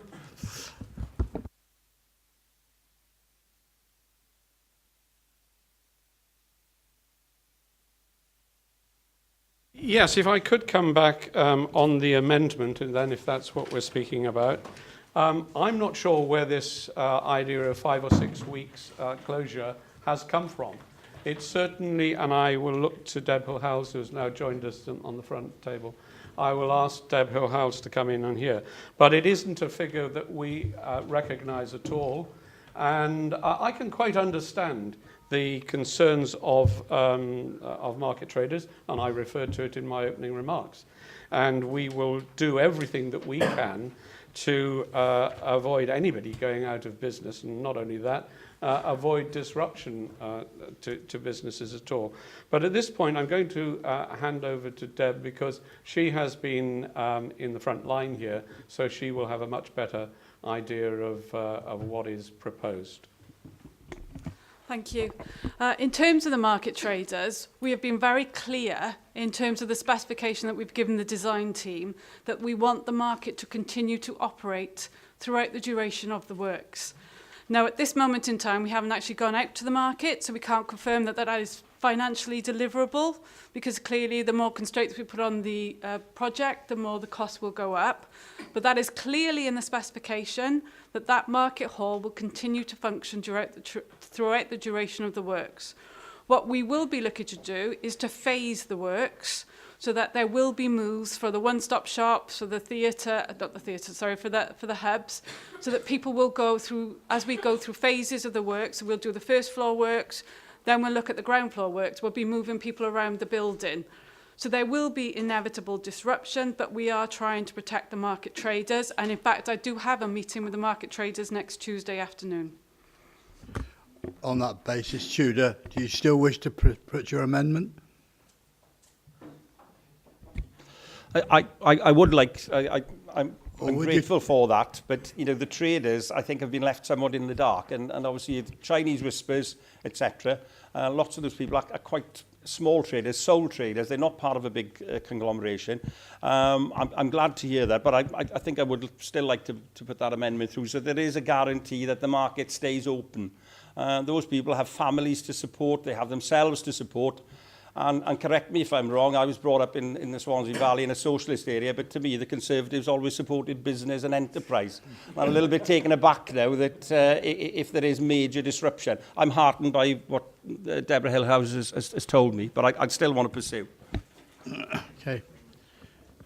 Bob? Yeah, if you will allow me, Chair, I think this is premature because we are not in the position where we are envisaging 5 or 6 weeks closure of this at all, and we will do everything that we can to avoid it. Therefore, I would suggest that I cannot support this proposal because it would mean us looking for spaces which we don't, in all events, we wouldn't need. If in fact there are any worries coming forward at a later stage, this could always be put to the council, or perhaps more appropriately to on a more informal basis later on. But I cannot support the amendment. I think it's unnecessary at the moment, and just assure the traders we will do everything we can to ensure that they are disrupted as little as possible. Okay, we're talking about the amendment at the moment, and I'll come to you in time, Martin. Jane, you're first. Or are you not wishing to talk about the amendment? Yes. Okay. Giles, would you want to talk about the amendment? No. Kevin? All right. Maureen? Thank you, Chairman. If the worst did happen and they were short of space, those of you that have lived around Abergavenny for many, many years will remember that they used to trade sometimes in the bottom of the Fairfield car park. Now, a lot of the traders have their stores out in the brewery yard, and they're not inside the market. And should they need to be moved for a couple of weeks for any reason, which I don't envisage, they can still, surely we can allow them to have a space in the Fairfield car park if there is not room in the brewery yard. And they did that for years and years and years. And they do trade outside. They don't all trade in the dry. But we can provide them with some sort of covering, I'm sure. But I don't, as Bob says, we don't envisage it happen. But there's always a way around these things. And they do fluctuate quite a bit by themselves. I mean, some weeks when on a Tuesday particularly, the brewery yard's absolutely full, you can't move. Another week, sometimes weather-wise, but not always, there won't be so many. So they come and go quite a bit. But I'm sure that they'd be versatile enough to move into a slightly different space or even in the high street. So that they wouldn't need to stop trading. I'm sure that we will always accommodate them. Thank you. Martin. Thank you, Chair. In seconding the amendment, I'd like to congratulate Councillor Powell for really making a very strong speech as to why it should be accepted. What we are saying is that in the possibility of the need to move people out of the market hall, we will ensure that there is somewhere else for them to trade. Now, Councillor Powell has suggested the obvious answer. There are other areas around the town centre that could be another alternative. We are simply saying that this amendment would seek to ensure that nobody loses their livelihoods, even if it's only for 1 week. Now, Abergavenny Market is so important in the life of the town. You've only got to be in town on a Tuesday. Buses come from all round the place. There's even a regular service bus from Bills Wells to Abergavenny on a Tuesday. That shows the importance of the market. I welcome the development that Councillor Greenland has outlined, But at the same time, we've talked today about buying local, buying fresh, and that's what this market provides. It's been famous for doing it for many, many years. And let's think about the people providing that service. All we're saying here with this amendment is let's ensure that if things go slightly wrong, it is not those traders that lose their livelihoods. Thank you. Councillor Harris, are you on the same score? Thank you, Chair. It's difficult to add anything to that, and that is why I support the amendment. Recently, in one of the refurbishment phases, we opened up St John's Square.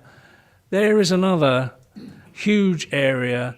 Neville Street, during some of the earlier food festivals, was used for similar sort of trading. We've got all the space there. I'm sure that should it be needed, we can use it. Thank you, Chair. Yeah, Councillor Blakeborough. Thanks, Chair. Really, just to support everything that's been said from the members from Abergavenny. Councillor Greenland said that he doesn't foresee things going wrong, but you know what? Things do go wrong, so you need a plan B. So I guess all you're doing is showing commitment and being brave and promising that, yes, those traders will be protected. All right, well, that finishes the speakers. We have a proposal and it's seconded. Can all those in favour of the proposal please show now? The amendment. 1, 2, 3, 4, 5, 6, 7, 8, 9, 10. Okay, 10 of you. And those...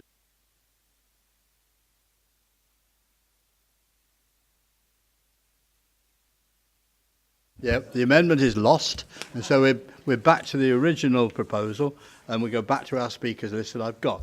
Councillor Jane Pratt. Thank you very much, Chairman, and I think this is to be welcomed. We have a real opportunity to create a wonderful hub here.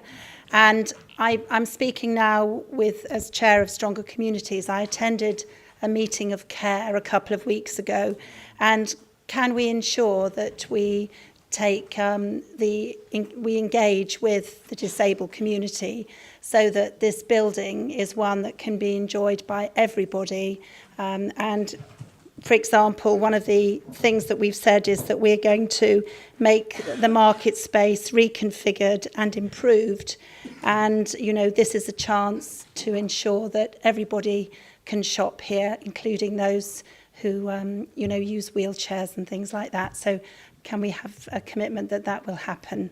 Thank you. The plans have already been consulted with CARE. They were invited to our stakeholder event and they actually gave us some really useful feedback on that meeting. And yes, as we design up more around the plans around the market hall itself, absolutely we'll make sure they're included. Councillor Giles Howard. Thank you, Chairman. Can I thank Bob and the officers for finally bringing this to Council? And it really is time to have some kind of conclusion. It's dragged on, it feels, for a very long time. I am worried about unexpected costs as part of the work of such an old building. Knowing our luck, excavations will bring up something unexpected, hopefully not Roman remains or anything like that. I'm particularly pleased in the report to see the discussions have been taking place with Arts Councils Wales about refurbishment, and certainly when they pulled revenue funding from the building some years ago, it was a considerable loss. But the work's essential. The auditorium is particularly tatty, and it was embarrassing years ago. So I hope that this, together with the new management and the enthusiasm of the volunteers, will help provide the building with a much brighter future. Thank you. Thank you very much. Councillor Kevin Williams. Thank you, Chair. My question is around the input that the police have had into this. As you're probably aware, Abergavenny Police Station is due to close fairly soon. It's due to become some very posh housing development, and I've been asked by people in my ward and also people further up as well, what are the impacts going to have on those wards? The police are going to be based, their response team is going to be based in Monmouth, I believe.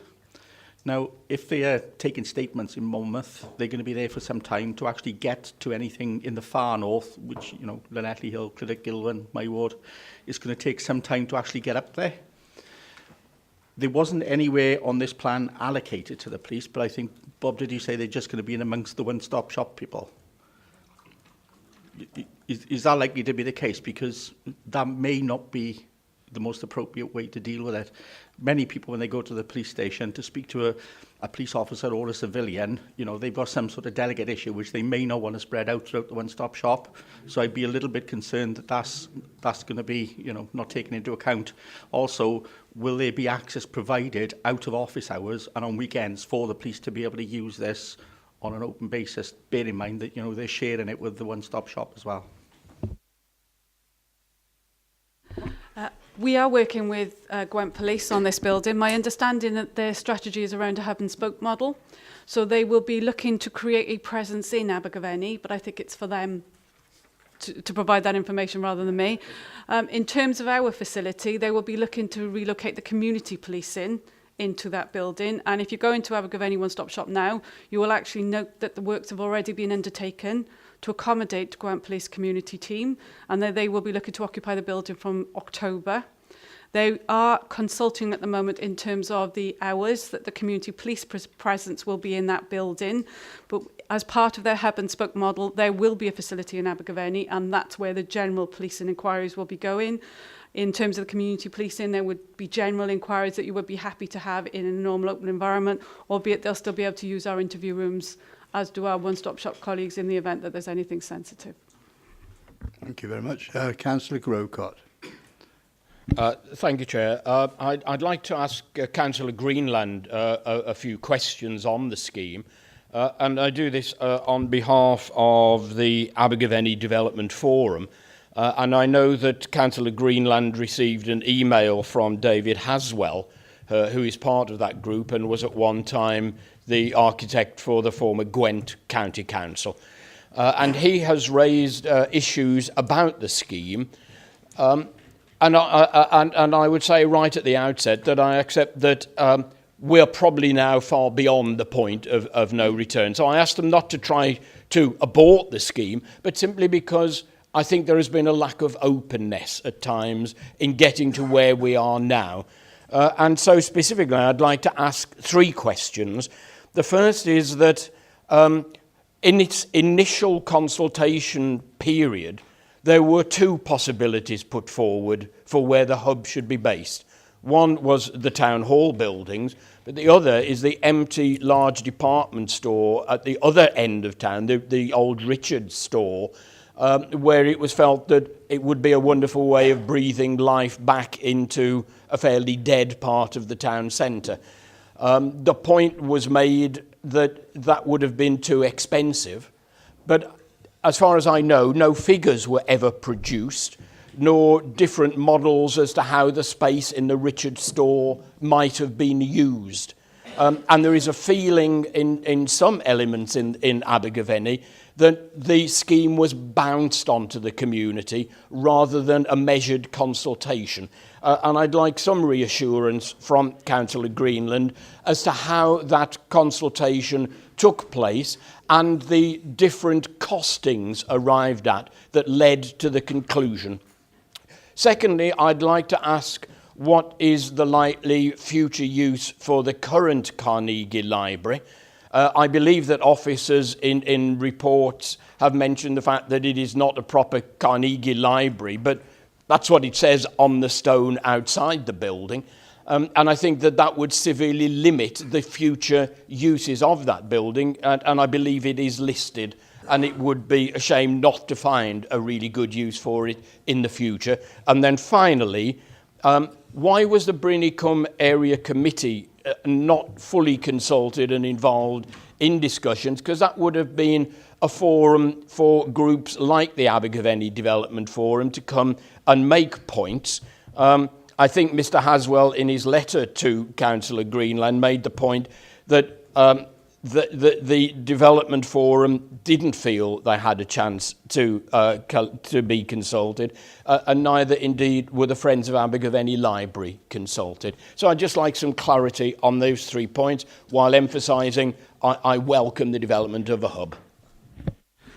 Thank you, Councillor Grocott, for those questions. First of all, the first question you ask is about the consideration of the other building, particularly the Richards building. This rather misses the point of what we have been trying to achieve, and that is to provide public services in as fewer buildings as possible. Now, it clearly wasn't going to ever be the case that local people would have liked us to sell off the town hall and move everything into the Richards building.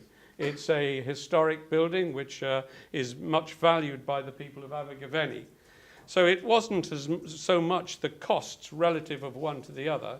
It was that the ongoing revenue cost for this council of running 2 buildings rather than 1 simply meant that this wasn't a consideration that we would take forward.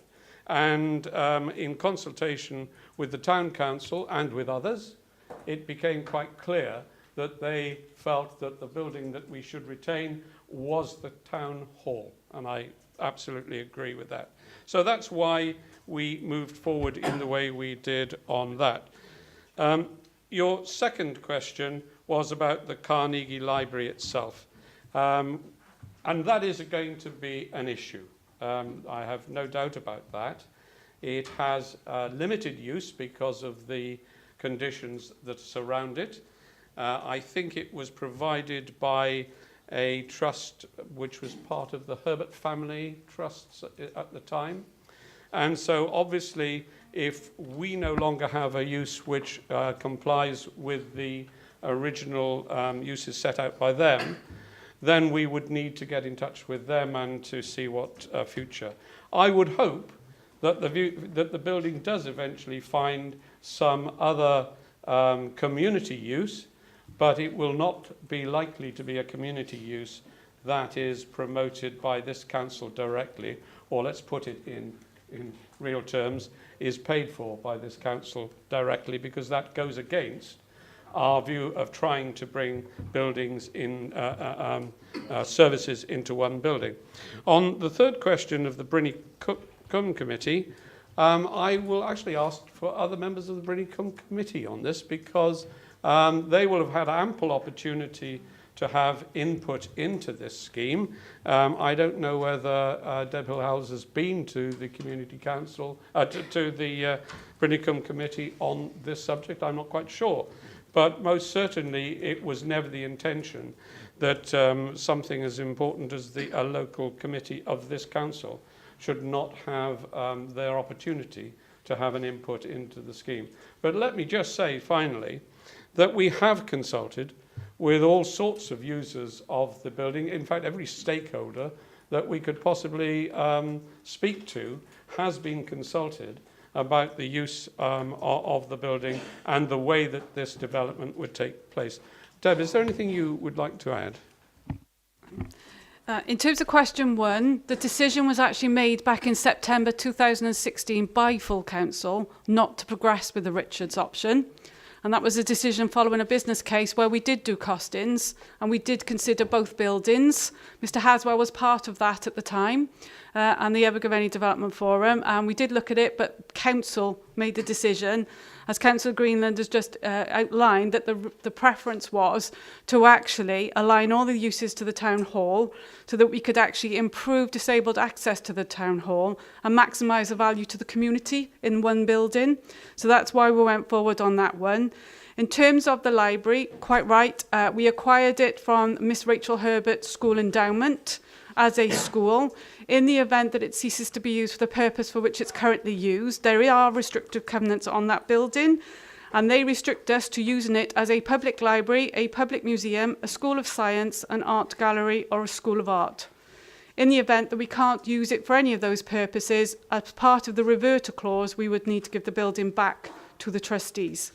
So that's where we're going. In terms of the area committee, I was scheduled to attend the area committee. It was on the agenda.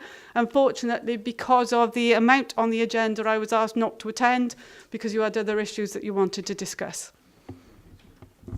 Thank you.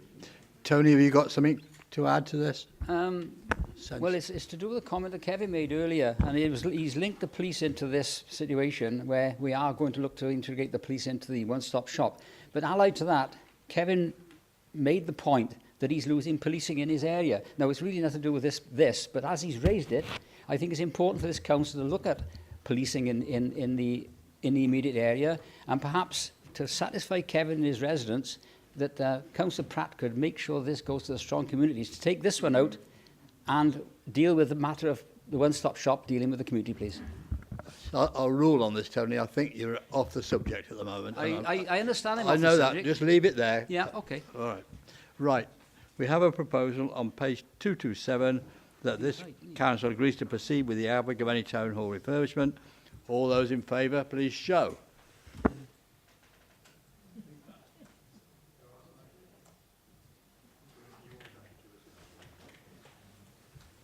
Thank you very much indeed. That's item 9. We now go on to item 10.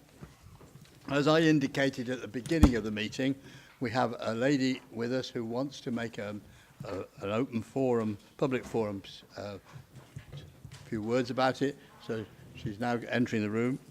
And this is Mrs. Helen Ronchetti. Will you show where the button is? Nick?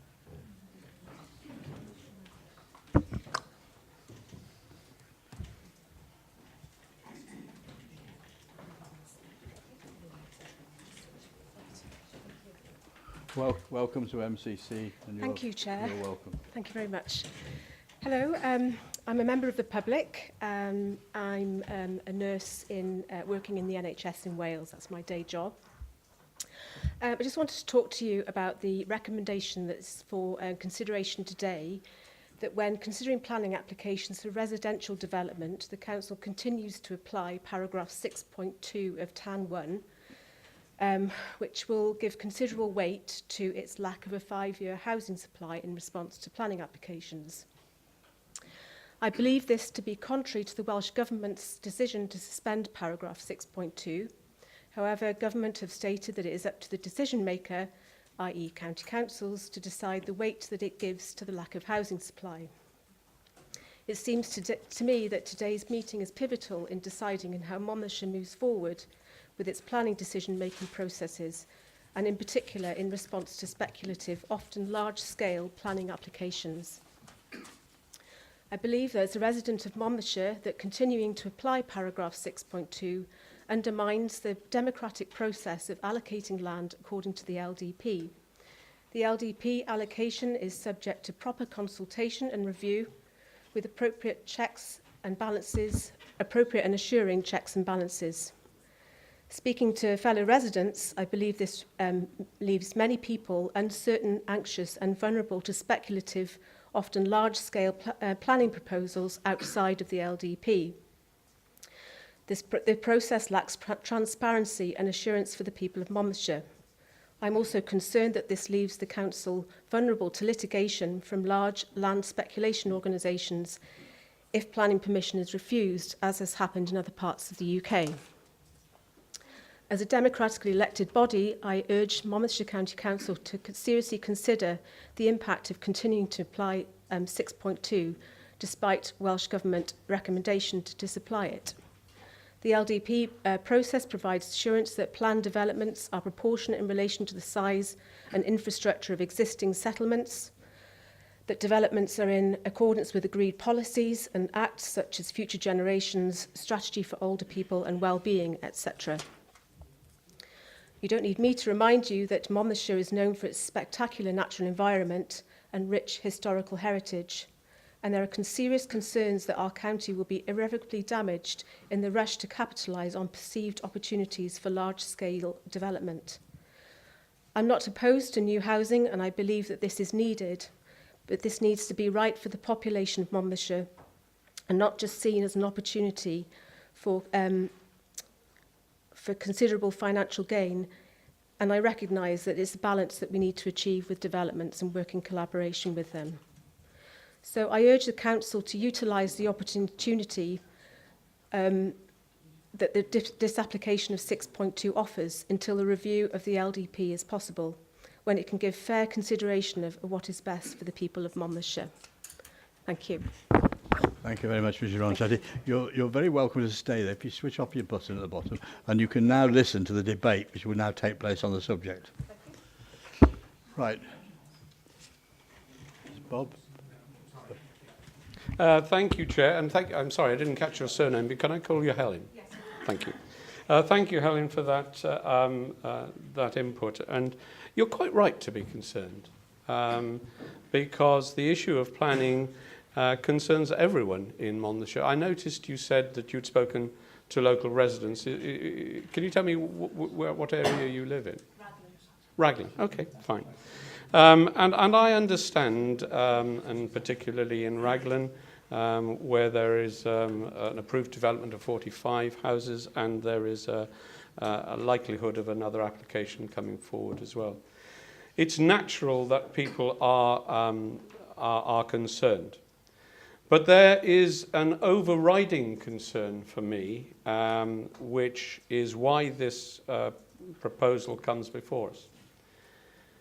We know that the LDP that has been adopted is not bringing forward the numbers of houses that we had anticipated that it would. Perhaps now is not the time to go into the reasons why. In some cases, just developers will inevitably argue about the level of affordable housing that can come forward. And those arguments will take time to work out. It's not only developer sites, mind you, that have been delayed. Our own site in Raglan of 45 houses, that too has been delayed because we've been trying to find a better way of delivering those houses than the standard form of selling it on to a developer. And so is it so with a large site we have down in the south of the county, where we have again tried to find a better way than simply handing money to developers. What we want to do is to try, where there are developments, to ensure that as much of the money from that development stays in the county. And so the current proposal on that larger site is that we work with one of our housing associations to deliver real benefits for our communities. But the problem that we've got is that we are not delivering the numbers of housing that we had initially expected that the plan would deliver. And we know, don't we, that nationally we have a housing shortage. We've heard just on the news yesterday, I think it was, when the Prime Minister announced funding to bring forward further opportunities for social housing in England. So it's not just a Monmouthshire problem that we're dealing with, it's a national problem, and it was referred to in a previous debate. It is a national problem that we are not delivering the numbers of houses that we need. And we are not particularly delivering smaller homes, affordable homes for younger people. And members throughout this council will have evidence of some of our young people moving away from the county because they can no longer afford to buy houses here. And we know that in Monmouthshire's case, we are particularly vulnerable to, because we are a pleasant place to live. And so people from outside will want to come and live here. And often they have enough money to be able to come and live here, and that actually adds to our problem. We can't put up the drawbridge. We can't stop them doing that. And of course, in particular in the south of the county, we know that problem is even greater when we see the removal of the tolls from the Severn Bridges, and we know we have the facts that show that house prices in the south in particular are under extreme pressure, they're rising, and yet more people find they cannot afford to live in the county. So we have a plan that doesn't work effectively. What can we do? We say, well, we want to follow our plan because that's the way that planning comes out best. But we know that if we do that, we've already issued a review of our existing LDP. We'll be bringing forward a new LDP. But it will not be brought into law, effectively, until 2021. And we cannot expect the first spades in the ground to go for further housing until 3 years after that. So are we going to wait 6 years for this additional housing that we need to a problem that is really on us right now? Affordable housing for young people. I don't think, and I don't think it's right, that we should simply say, well, let's do what we can to the existing LDP. Let's bring as many forward as we can, because we know we are not going to be able to deliver on that plan in the way that we would have once hoped. And I think we therefore need to address the situation. Up until July of this year, the Welsh Government had a clause, and it's been referred to by Helen as well, this TAN 1 clause.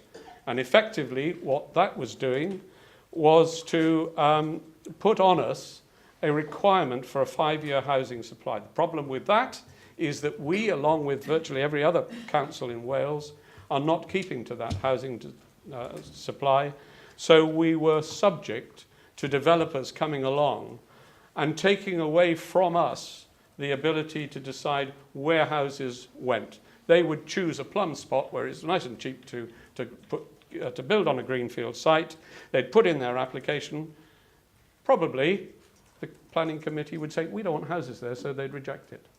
They'd go to appeal, and the inspector would say, well, hang on, Monmouthshire, you haven't got your housing supply. They can have their planning permission. The Cabinet Secretary therefore took that away in July.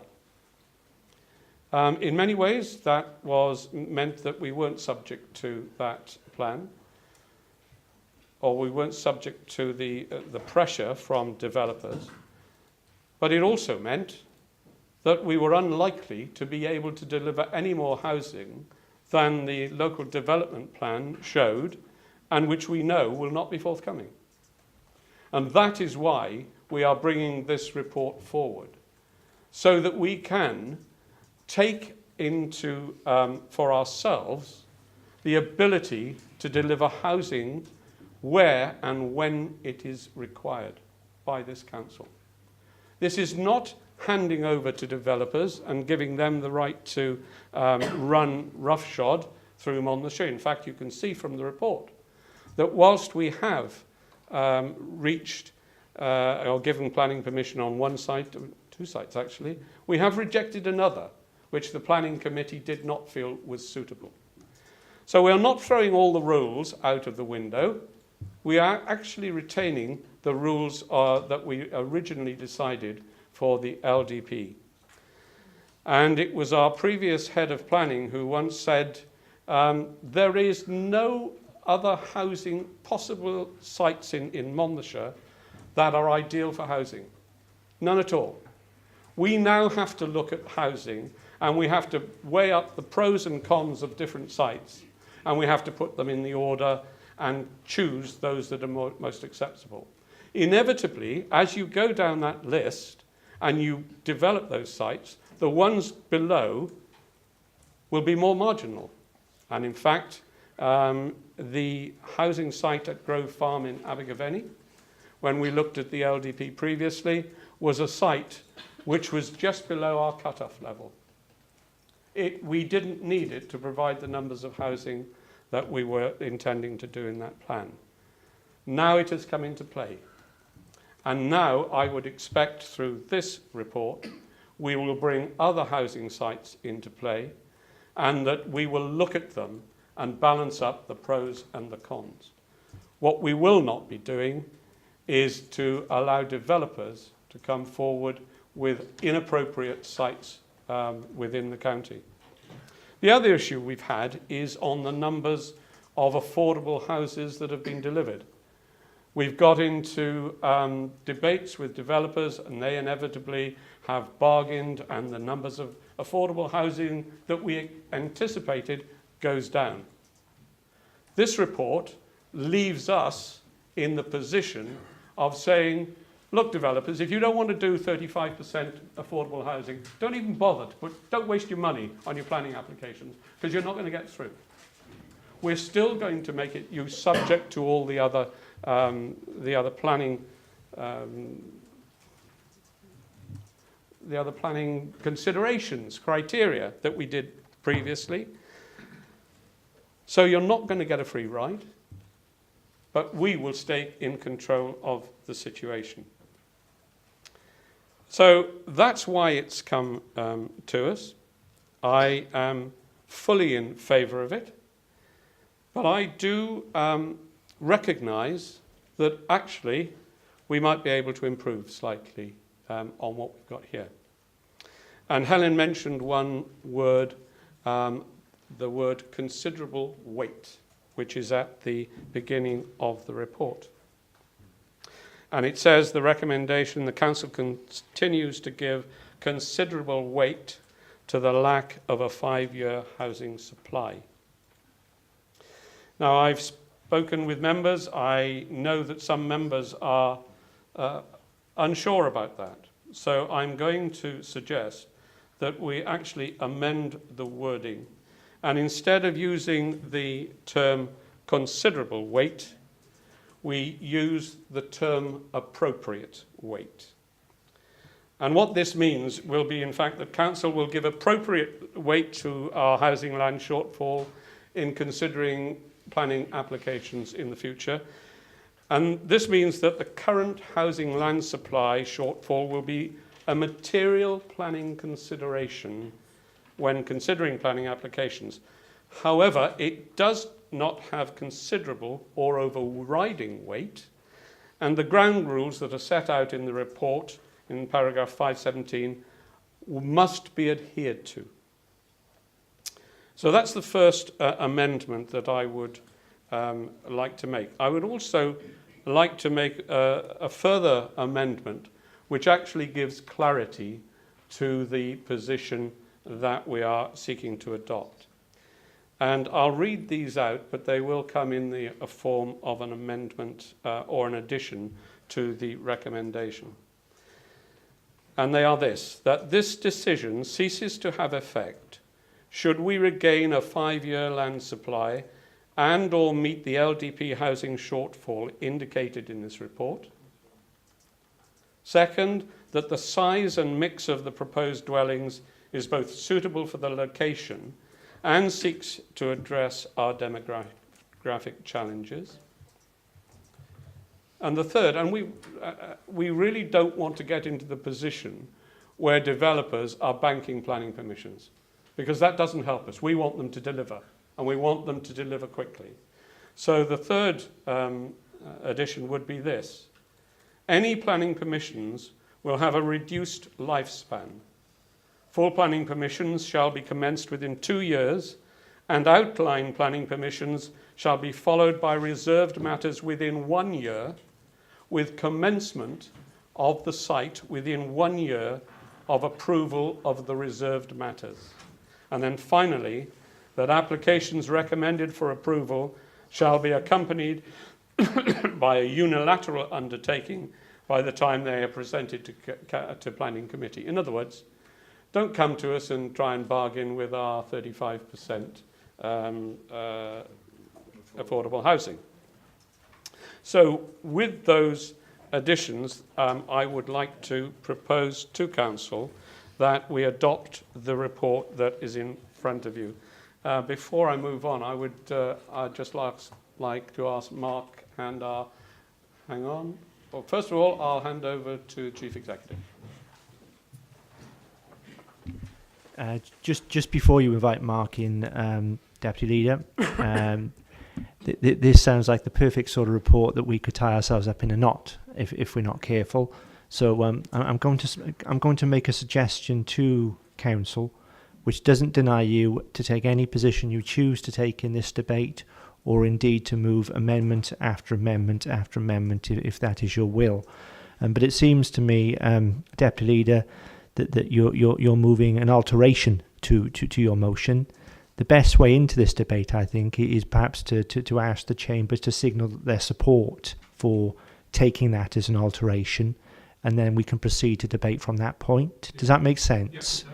So could I suggest that Council signal its willingness to accept that as a revised baseline? That would seem to me to make sense, if it's okay with... Well, we have the overwhelming majority of the Chamber showing that assent. Could I ask those that aren't, just for a moment, is that because you're not understanding what I'm asking, or whether you're resisting that proposition? No, Chair, I'm not resisting what you're saying. I just don't understand where Councillor Green is coming from. I think we need a bit more time to sit on it. If I may respond to Councillor Easton, I'm not denying you, if the Chamber signals its assent, I'm not denying you the opportunity to unpick that through inputs in the debate, or indeed moving amendments as part of the debate. I'm just looking to get a consistency in terms of where you start. Otherwise, experience tells me that you will get lost. I don't feel any point in making amendment after amendment at this point in time. Let us look at what has been put forward and debate that and see where we are. But at the moment, So you're agreeing with me? Yeah. Excellent. Councillor Petruni, were you taking a different perspective? Chairman, the Chief Exec, I don't know, was that an answer to Helen, or was that, I'm mixed of what that was. Is that, so that's a significant alteration to a really, really important, which opposition groups, unless the Independents and Liberals got it before, is quite significant. We were given no citation on this whatsoever. And appreciate, I don't think everything I heard was unreasonable. I'm not saying it is, but that is, I want to get my head around it. I like reading things and understanding it. And changing it from considerable to appropriate, it might be a reasonable amendment, but the whole thrust of this report is to put considerable weight, which was the whole... I've read it all, I understood it all, and now they're changing the whole thrust to appropriate. And now I'm presuming you guys were cited on this, but no one else was. And did Helen's question get answered? Did you get answered? I can see a multitude of hands going up. I was desperately trying to avoid that happening. But as I'm reading the situation, the member of the public's question was put, and I think Councillor Greenland was attempting to answer it by also introducing his report. So I think there was I'm moving in real time as well, as are you. I think that was the intention.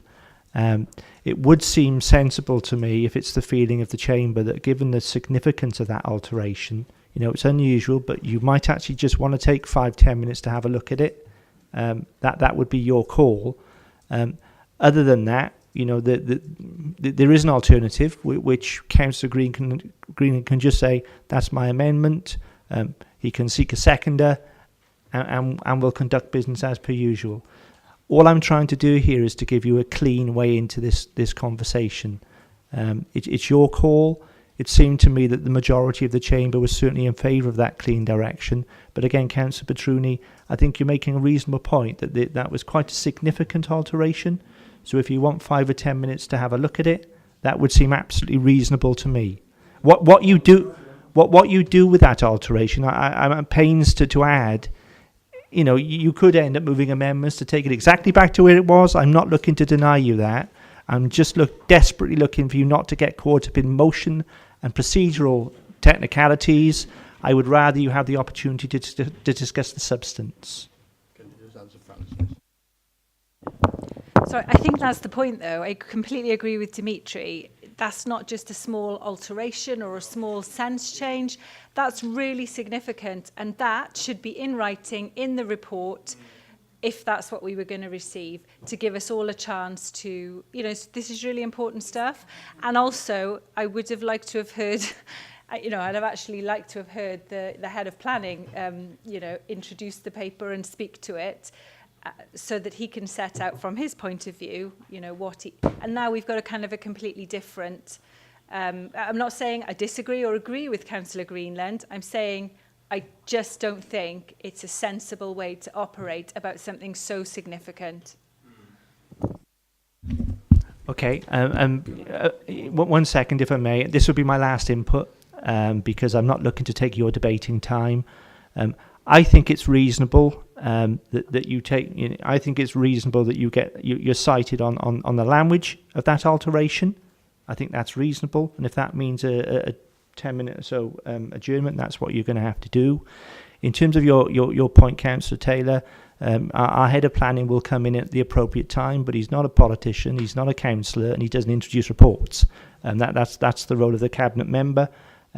So you'll get Mark's perspective when you would agree the route that you want to take. There are more hands. I get a feeling there are going to continue to be more hands.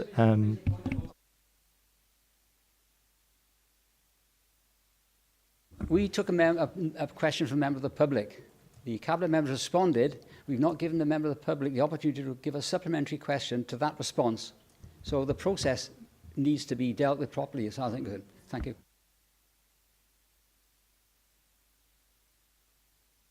Yeah, I can quite understand members not being cited on this. This has come at really at the last minute.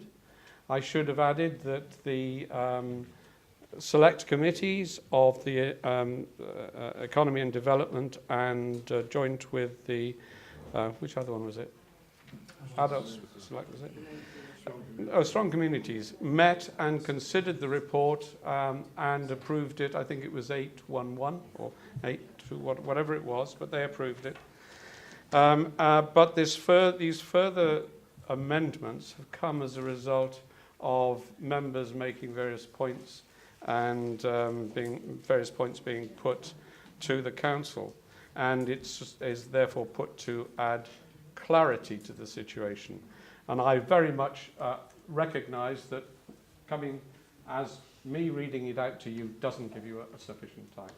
So I have, while we've been speaking, I have emailed exactly what those changes are to Nicola, and I would suggest that Nicola now sends that to all members so that you have an opportunity to consider it, and that with the chairman's permission that you might want to actually have a short break for you to assess what is down there.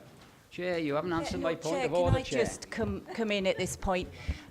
Just because I'm a joint chair on the Joint Select, I guess I'd like to press the reset button here, because you've surpassed yourself, because he is the king of amendments, and it's incredible, really. Can we kind of start afresh, have the report, discuss the report, and then come in with the amendments? But getting the amendments, going out, having a general discussion, then coming back. These amendments didn't even come through scrutiny. So I'd like to press the reset button. Let's just have the report from Mark Hand. Let's discuss that report, and then Councillor Greenland, come back in with these amendments when we've got a good understanding of where we're at. Just a sec. I'm desperately trying to bail on this, but it's not proving very easy. To come back to Councillor Rees, and you're right. You do have the right to a supplementary, and that needs to be honoured, if indeed you have one. In which case that clears that. But it was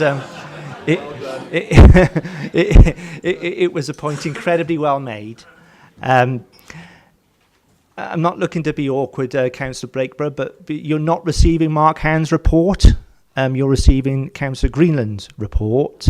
Okay, officers do not make reports to this council. We talk in terms of technicalities. We add clarity.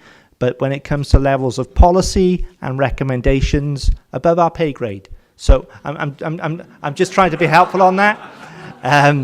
So back to the reset button, perhaps very clumsily, in real time. That was what I was trying to achieve for you. There is an alternative, which, well, there are many alternatives. Councillor Greenland could present his motion, and another member could come in straight away and say, I move an amendment, and it's all this stuff. In which case you'd be saying, can we have 10 minutes to just get our heads around what that is? And then you'd be off to debate an amendment, which to all intents and purposes would be the alteration that's been put by Councillor Greenland.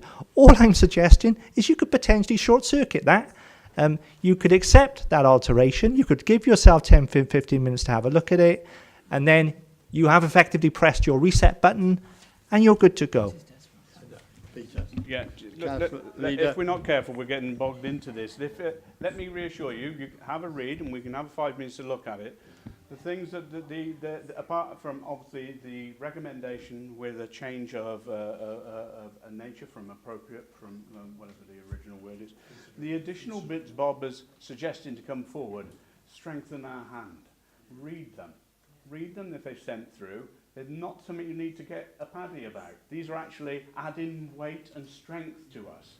So before we get ourselves tied up in a knot about should we have had them, this is terrible, let's go back, this is breaking...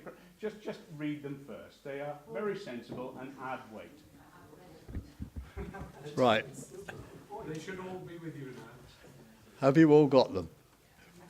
Right, we're going to have a 10-minute break. It's 4:25. Hold on, Roger.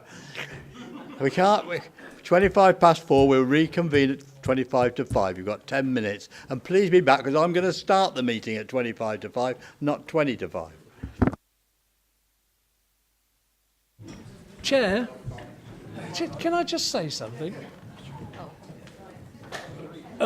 Being a long-term member of the Planning Committee, I'd like to know if it's absolutely vital that we make this decision today.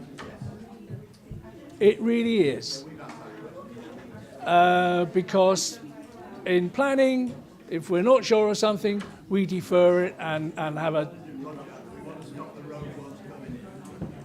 If it's that bad, well...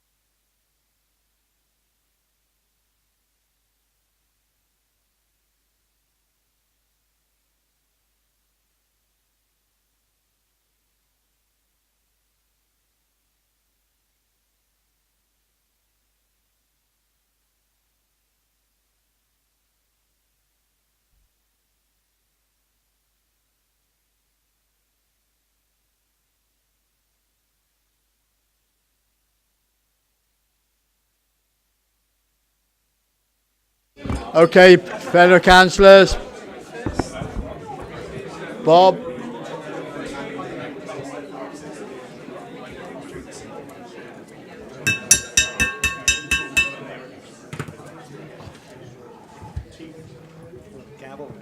I will. I've got a gavel of my own. Right, what do you suggest I do? What am I doing now? Oh.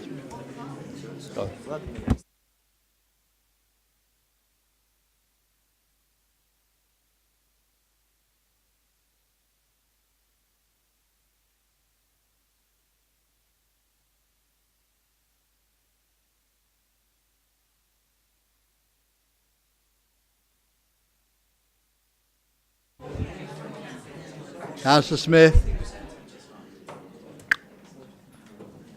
are you all now content with the wording that has been introduced to you, and can we now proceed? Can you all say we are, please? We are. Thank you. Your leader's not here.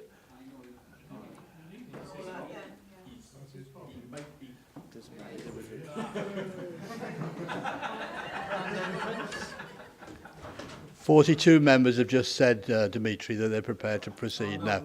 No. Okay. I'll now invite the leader of our planning division to address you. Mark, please. Okay, members, thank you. I think Councillor Greenland set out the background to the report. So it's probably worth me just explaining some of the technicalities behind the amendment. If that's helpful, would you like me to talk around the background to the proposal in its entirety? Or is that clear from the report? I think that's clear from the report. Okay, thanks. Thanks, Chairman. So the in terms of the amendments, I think the first point is around the recommendation in the written report being considerable and what it means if it now says appropriate. My understanding is that's come from a background of concern about quite what those words mean, I suppose. The recommendation for considerable very simply took it back to where we were when TAM 1 paragraph 6.2 was in place. I think there is a legitimate concern that how would that pan out with time and appeal decisions? And will there be clever arguments suggesting that considerable weight is actually more of the overriding consideration end of things? What I've tried to set out in the report that Councillor Green has presented with the recommendations are the ground rules. So previously with TAM 1, it was simply material considerations. Lack of 5-year housing land supply has considerable weight, and then normal considerations. The proposed ground rules seek to give us greater teeth in controlling what's happening. But by looking at appropriate weight, I think it shifts that balance back to us further again. So that's that one. The other ground rules, again, seek to give us greater weight. If the objective is to bring development forward, then we need those permissions to be implemented quickly. So that one's pretty self-explanatory. The consideration around the decision, if council were to make it today, ceasing should the 5-year land supply be regained or the shortfall in housing be met, is implicit in the thinking behind the report. But I agree it's wise to make it explicit that is what would happen. The issue around the size and mix of proposed dwellings, obviously we're seeking to address the demographic challenge. That's the objective behind the proposal. If we end up with a lot of 5-bedroom mansions, the extent to which we achieve that objective will be less. So we need to make sure that the type of housing that's proposed is also suitable for that objective, but also fits in with the location. So we don't want, just a massive 1-bedroom flats. That causes, separate issues. So it's trying to get that planning balance right, and again, a further tool. And then the fourth one around unilateral undertakings, potentially slipping into planning jargon here. This relates to Section 106 planning contributions. So when a planning permission's granted, we can require contributions for infrastructure to offset the demands from the new developments. We normally have Section 106 agreements, called Section 106 under the part of the Planning Act it relates to, but they're signed by all the parties involved, including the council. A unilateral undertaking is the applicant just puts in that legal document signed solely by them that they will do this stuff.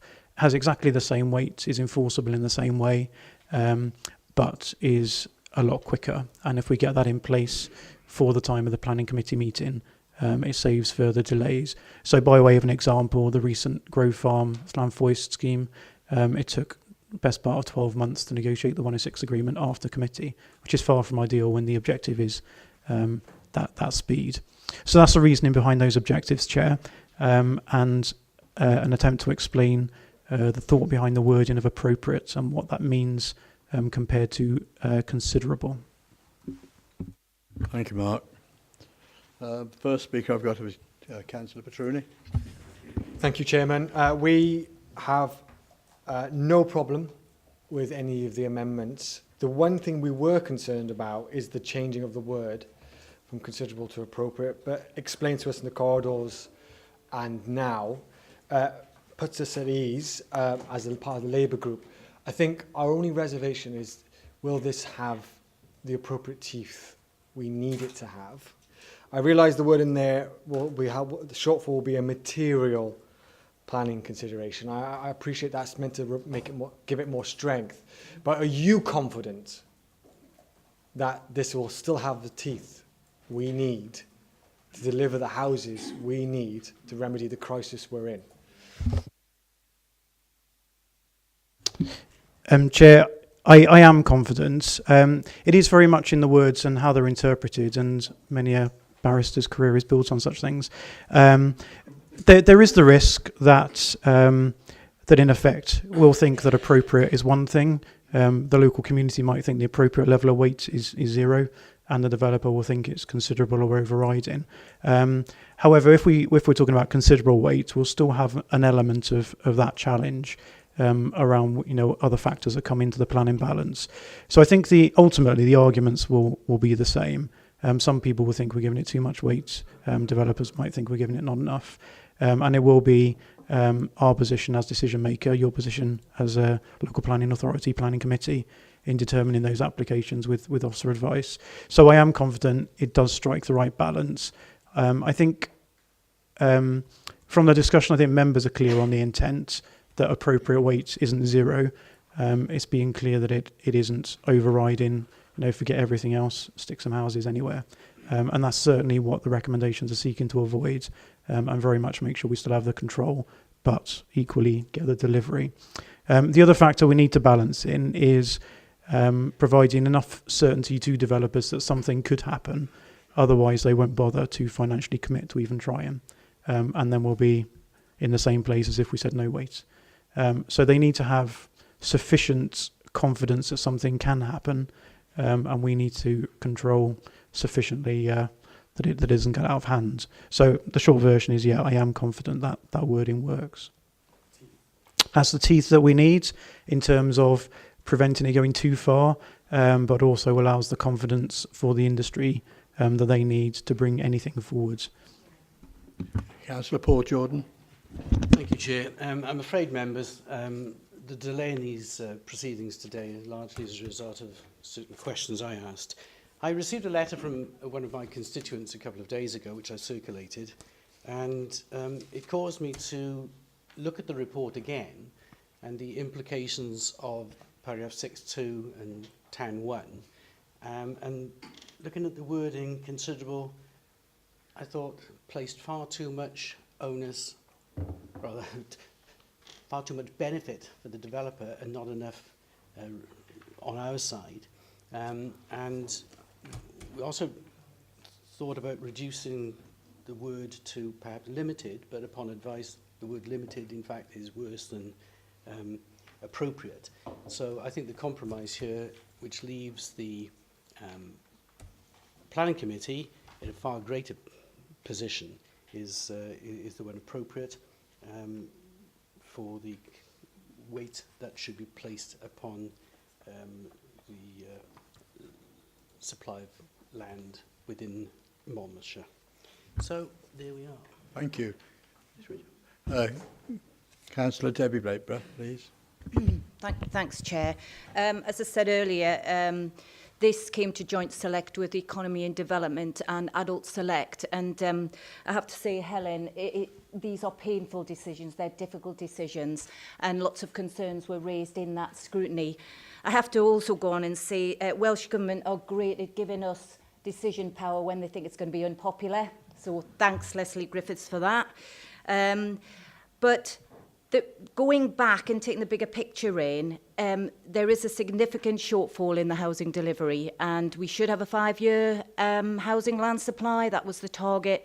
We've only got a 3.9. There's been just constant slippage over the years. What does that mean numbers-wise? So we're predicted in 2021 a 961 housing gap. It tends to fluctuate a bit, but it's around about that. My concern, however, my main worry is over the 384 affordable housing gap. And I think when looking at that, there is no split vote over that. We are of one voice that we need more affordable housing. Alan Davies made very clear in the wellbeing agenda when we were talking about that. He pleaded, he stressed, we need more houses. Now, obviously, houses, it's not just the bricks and mortar. These are homes. These are people's lives. And Joseph Rowntree Foundation, they said, solving the housing crisis is the only way to end poverty. So that's my baseline, basically, when I'm looking at the report and taking it forward. So I do support the option of doing something. And I do support the idea of considering applications outside the local development plan, because this is our opportunity to address the housing shortfall with affordable housing. But the alarm bells, the worries, the concerns, it's all around the concerns Helen brought forward. We do not want anything built anywhere at any cost. We do not want that, and I think nobody in this chamber wants that. There has to be a balance. And I guess that's why there are safety nets put in place. So you do have a pre-planning system, you do have planning legislation and guidelines we still have to follow, and there are a strict set of criteria, or ground rules is the other term used, to make sure we are guided to make the right decisions. And it's at this point, Councillor Greenland, I absolutely support your 3 amendments, because it provides a further safety net to that, because our concern is if it does come through the planning procedure and we say no and it goes to Welsh Government, they'll just say yes. So we need to keep control of that as long as possible, and I think these amendments link into that. I would like to add, I'm not going to be putting it in as an amendment, just a request, a suggestion that could be included. As soon as a site is identified and brought forward as a consideration, I would ask that ward members are told about it. They're not just on a general email list, but they're emailed specifically with an opportunity to discuss it with planning. And this way, this deals with, again, Helen said, you know, communities do get anxious, they will get nervous, absolutely. And if we've got the information, we can give locals the facts, so there's no rumours, and we can help negotiate residents to have their say. So I think that's a really important part, because that's where the panic starts, when you don't know what's happening. But if I as a ward member, am assured that I'll receive an email, so I'm in the know right from the start, that gives me a lot more confidence. So if that can be included somewhere. And Bob Greenland is right. We're not adding to the numbers. If we don't make a shortfall in the next 3 years, we're just going to have to add it to the next LDP. So we're not adding, we're just trying to meet our target. So within that, I'm in support of the report, and I'm in support of the amendments. Thanks, Chair. Well done, Debbie. Thank you. Tony Eason, please. Yeah. Thank you, Chair. Yes, having read this, I'm more understanding of what Councillor Green has said, and I support the comments on the, let's call them amendments, to the new part of the report. I was concerned about the word appropriate, but the definition of appropriate is suitable or proper. And I understand that if suitable or proper could be put in there, it would make more understanding to me of the appropriate weight, which suitable and proper is, to me, the suitable and proper weight to our housing developments. Other than that, I support where we are with this, and we must move forward on it. Thank you, Chair. Well done, Tony. Thank you. And on to Giles Howard, please. Thank you, Chairman. Right, just find my notes. First of all, I ought to correct Bob that, as he well knows, Grove Farm is in Land Foist. I've browbeated him enough about planning issues there. And I don't know whether I ought to declare my membership of Abergavenny District Civic Society as an interest, because I had correspondence with them and will reflect on that as well. But I mean, many of us took part in the lengthy debates in the lead up to the process of adopting the current LDP during the term of the last council and the one before that. And the importance of having a plan in place was emphasised time and time again by officers, and both Bob and myself as the relevant planning cabinet members at the time of deposit and adoption. The plan-led system, which gives certainty to landowners, developers and residents over the period of the plan, secures participation from our residents and interested parties, and helps LPAs to defend the threat of unplanned and potentially unsustainable development. What we are presented with now is the opposite, and I have to register my concerns, including that this could trigger a rush of development proposals of the kind that we have always resisted, and for good reasons. As far as the democratic process is concerned, and the lack of public participation in this decision, I don't like the message that this sends to the many people who took the time and effort to contribute to the existing plan, and also to those who want to take part in the next LDP. Welsh Government has given LPAs the opportunity to disregard paragraph 6.2 of TAN 1 at the request of Welsh planners. The report recommends a rejection of this. That said, I am grateful that following discussion that the Cabinet member has revised the recommendations and added to what have been described as the ground rules. Appropriate weight is also a much more reasonable response, which might allow uncontroversial unallocated sites to receive consent while the LDP process proceeds. And the correspondence I've had with the Abergavenny District Civic Society, for example, suggests that this would be a more acceptable middle way. It also better reflects the Welsh Government's recognition that attaching considerable weight to the development of unallocated sites, where a 5-year supply of housing cannot be evidenced, would conflict with the process of revising LDPs, and that this might lead to planning permissions that could conflict with the new strategy. I am still concerned that the revised recommendation has the potential to undermine the candidate site selection procedure, whereby new sites are considered and compared with others, and we should be aiming for a new LDP with a balanced spatial strategy and tested against SA and SEA requirements. However, the amendment at least allows most of the levers of development management to remain with the planning authority rather than risking planning by appeal, and the ground rules are now sounder. I'm also glad to note officers' recognition that the most populous part of my ward is to be excluded, since Land Foist has borne a really inequitable degree of mixed development over the last and previous plan period. For these reasons, and subject to confirmation, I would not now oppose the recommendations. Thank you very much indeed. Councillor Joe Watkins, please. Thank you. I was actually welcoming the suspension of 6.2 because I actually felt this was actually going to let us in Monmouthshire have the freedom to make wise and considered decisions about how much building is actually going up in our county. We are not a county which is filled with brownfield sites. We do not have lots of spare space on ex-industrial land in which to build houses. We are now talking about the majority of these sites will be on greenfield sites. We will be building houses on fields. And we have to bear this in mind when we're actually considering these potential off-LDP sites. Certainly in my ward, there's a proposed development which will go on a greenfield site. It will also go directly next to a triple SI, which definitely has given rise to the concerns of many local residents.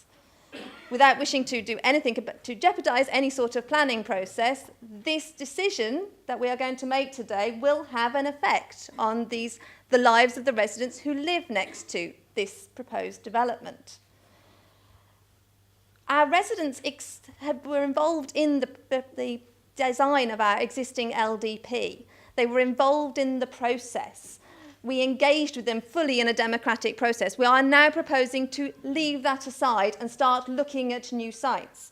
Councillor Greenland even said that sites that weren't considered suitable, that weren't up to that particular level, are now being looked at as potentially suitable.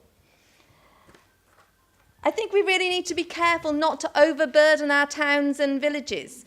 We do have Section 106 funds to put in, but we also have a static road system. We're not actually going to be able to expand the widths of some of our highways in order to increase the capacity in those areas. I've also got a degree of concern with what Councillor Greenland's amendment about trying to make sure that the housing, the size and the mix of the proposed dwellings is suitable in relation to the demographic challenges. Does this mean we're actually going to specify that they're only allowed to build 2-bed houses, which 20-year-olds will also be able to afford to buy? So we'll specify the cost of that housing as well. That's not how the market works, obviously. So how do we actually make sure that the housing that is built will be suitable for actually the problem we face, which is that our young people can't afford to buy in Monmouthshire? We talk about affordable housing and how important it is to have affordable housing. But when we talk about that, we're talking about housing that will go to housing associations for rent.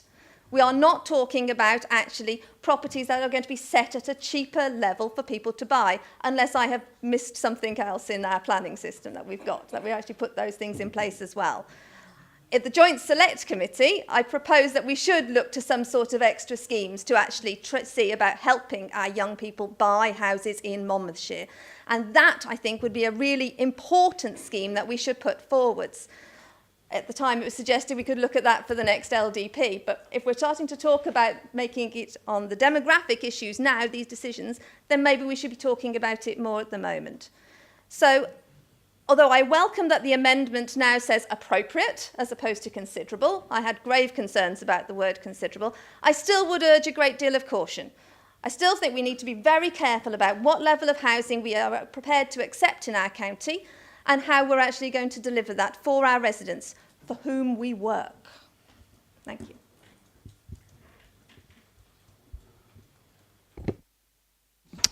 Thanks, Joe. Just to clarify in terms of affordable housing, and a couple of other points made, the additional point around the size and the mix is to guide really what's coming, rather than perhaps go as far as controlling the mix of the housing. But if we have a scheme that's primarily 5-bed detached houses, we know it's going to do one thing and not fully address it. The situation is fairly complex. I mean, there's an argument that the main issue is 20 to 40-year-olds.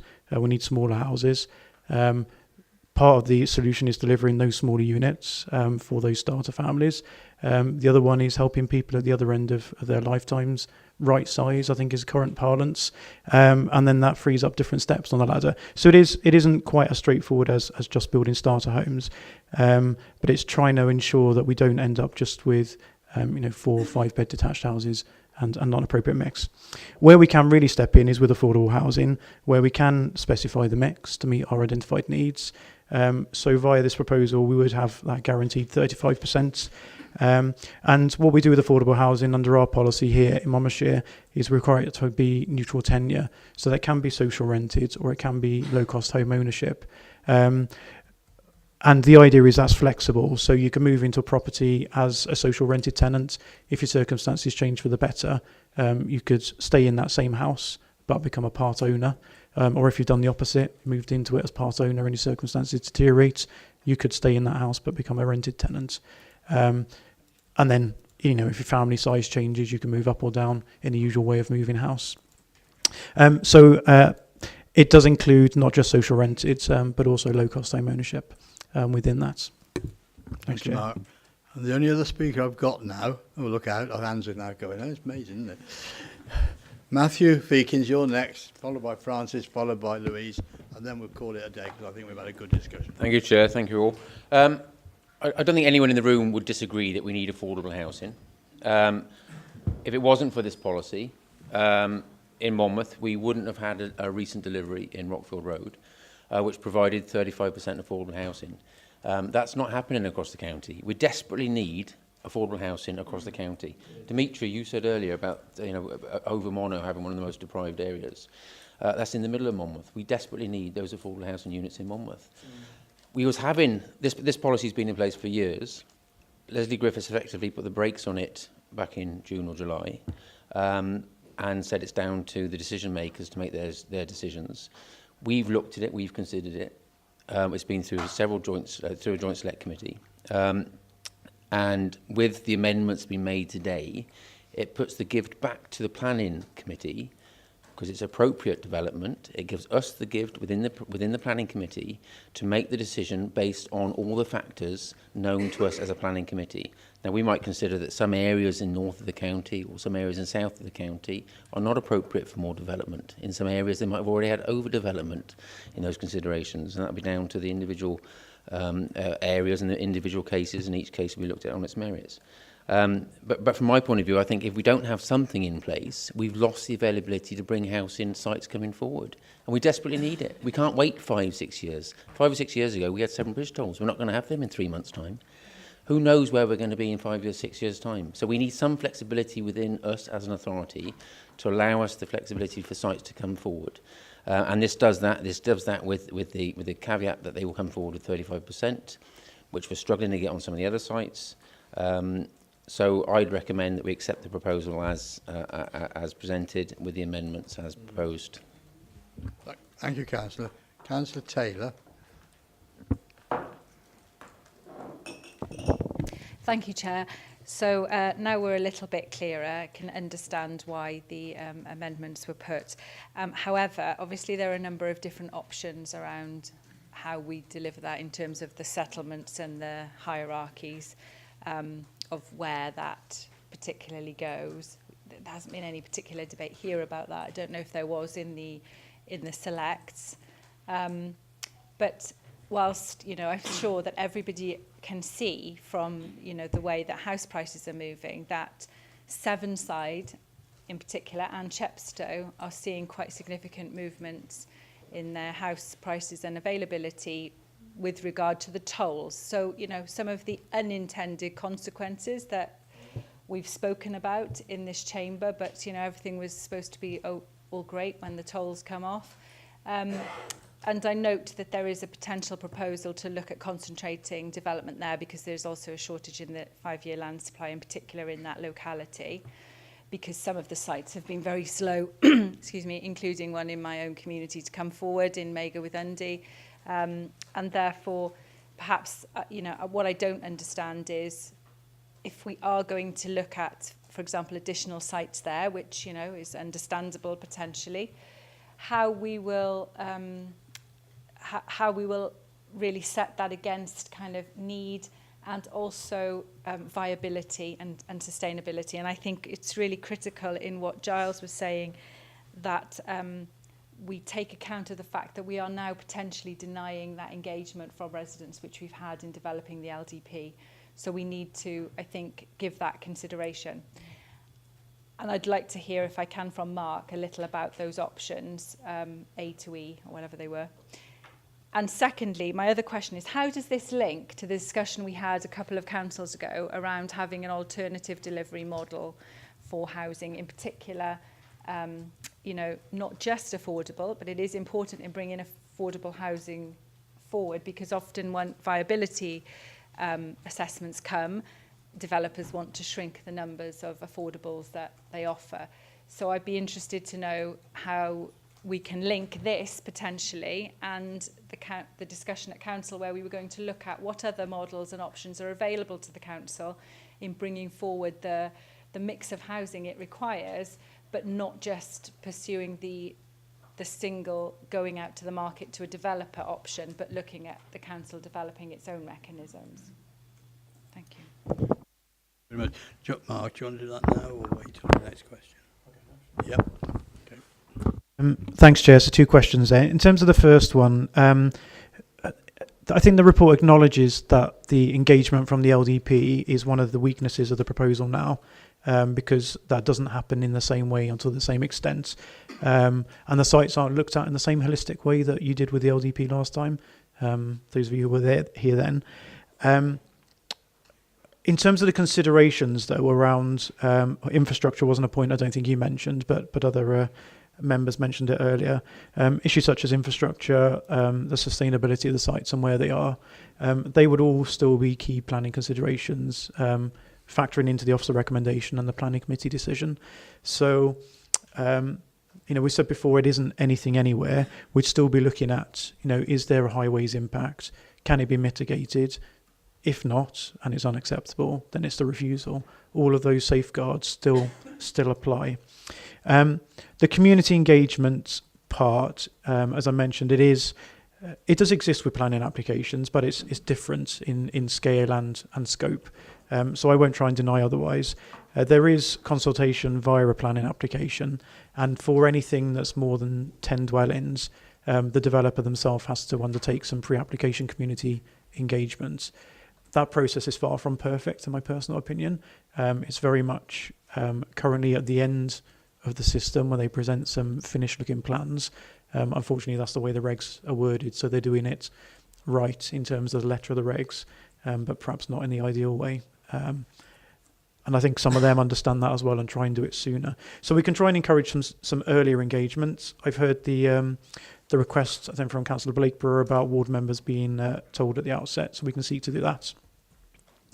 And yeah, it is, the community consultation is then down to the individual applications, which is a downside. And it comes to that balance of, again, it says in the report that the perfect process is hold the line, do a new LDP, full engagement, your plan works. However, that does mean that time delay and failure to deliver on the outcomes we're seeking. In terms of the other question, the answer is we'd look at the issues of viability, sustainability, and how a particular development addresses the need via the planning application process. Unfortunately, would by definition end up being ad hoc, site by site. But as we go in, as officers and planning committee, we'll be aware of what's already in the system, what's already come before them. So we'd build up that comprehensive picture as we go in as well, and look at things cumulatively. In terms of alternative models of delivering housing, again, I think it's clear from discussions in this chamber, in various, whether it's council or other meetings, there's an appetite and an understanding we need to do more than rely on 5 PLCs.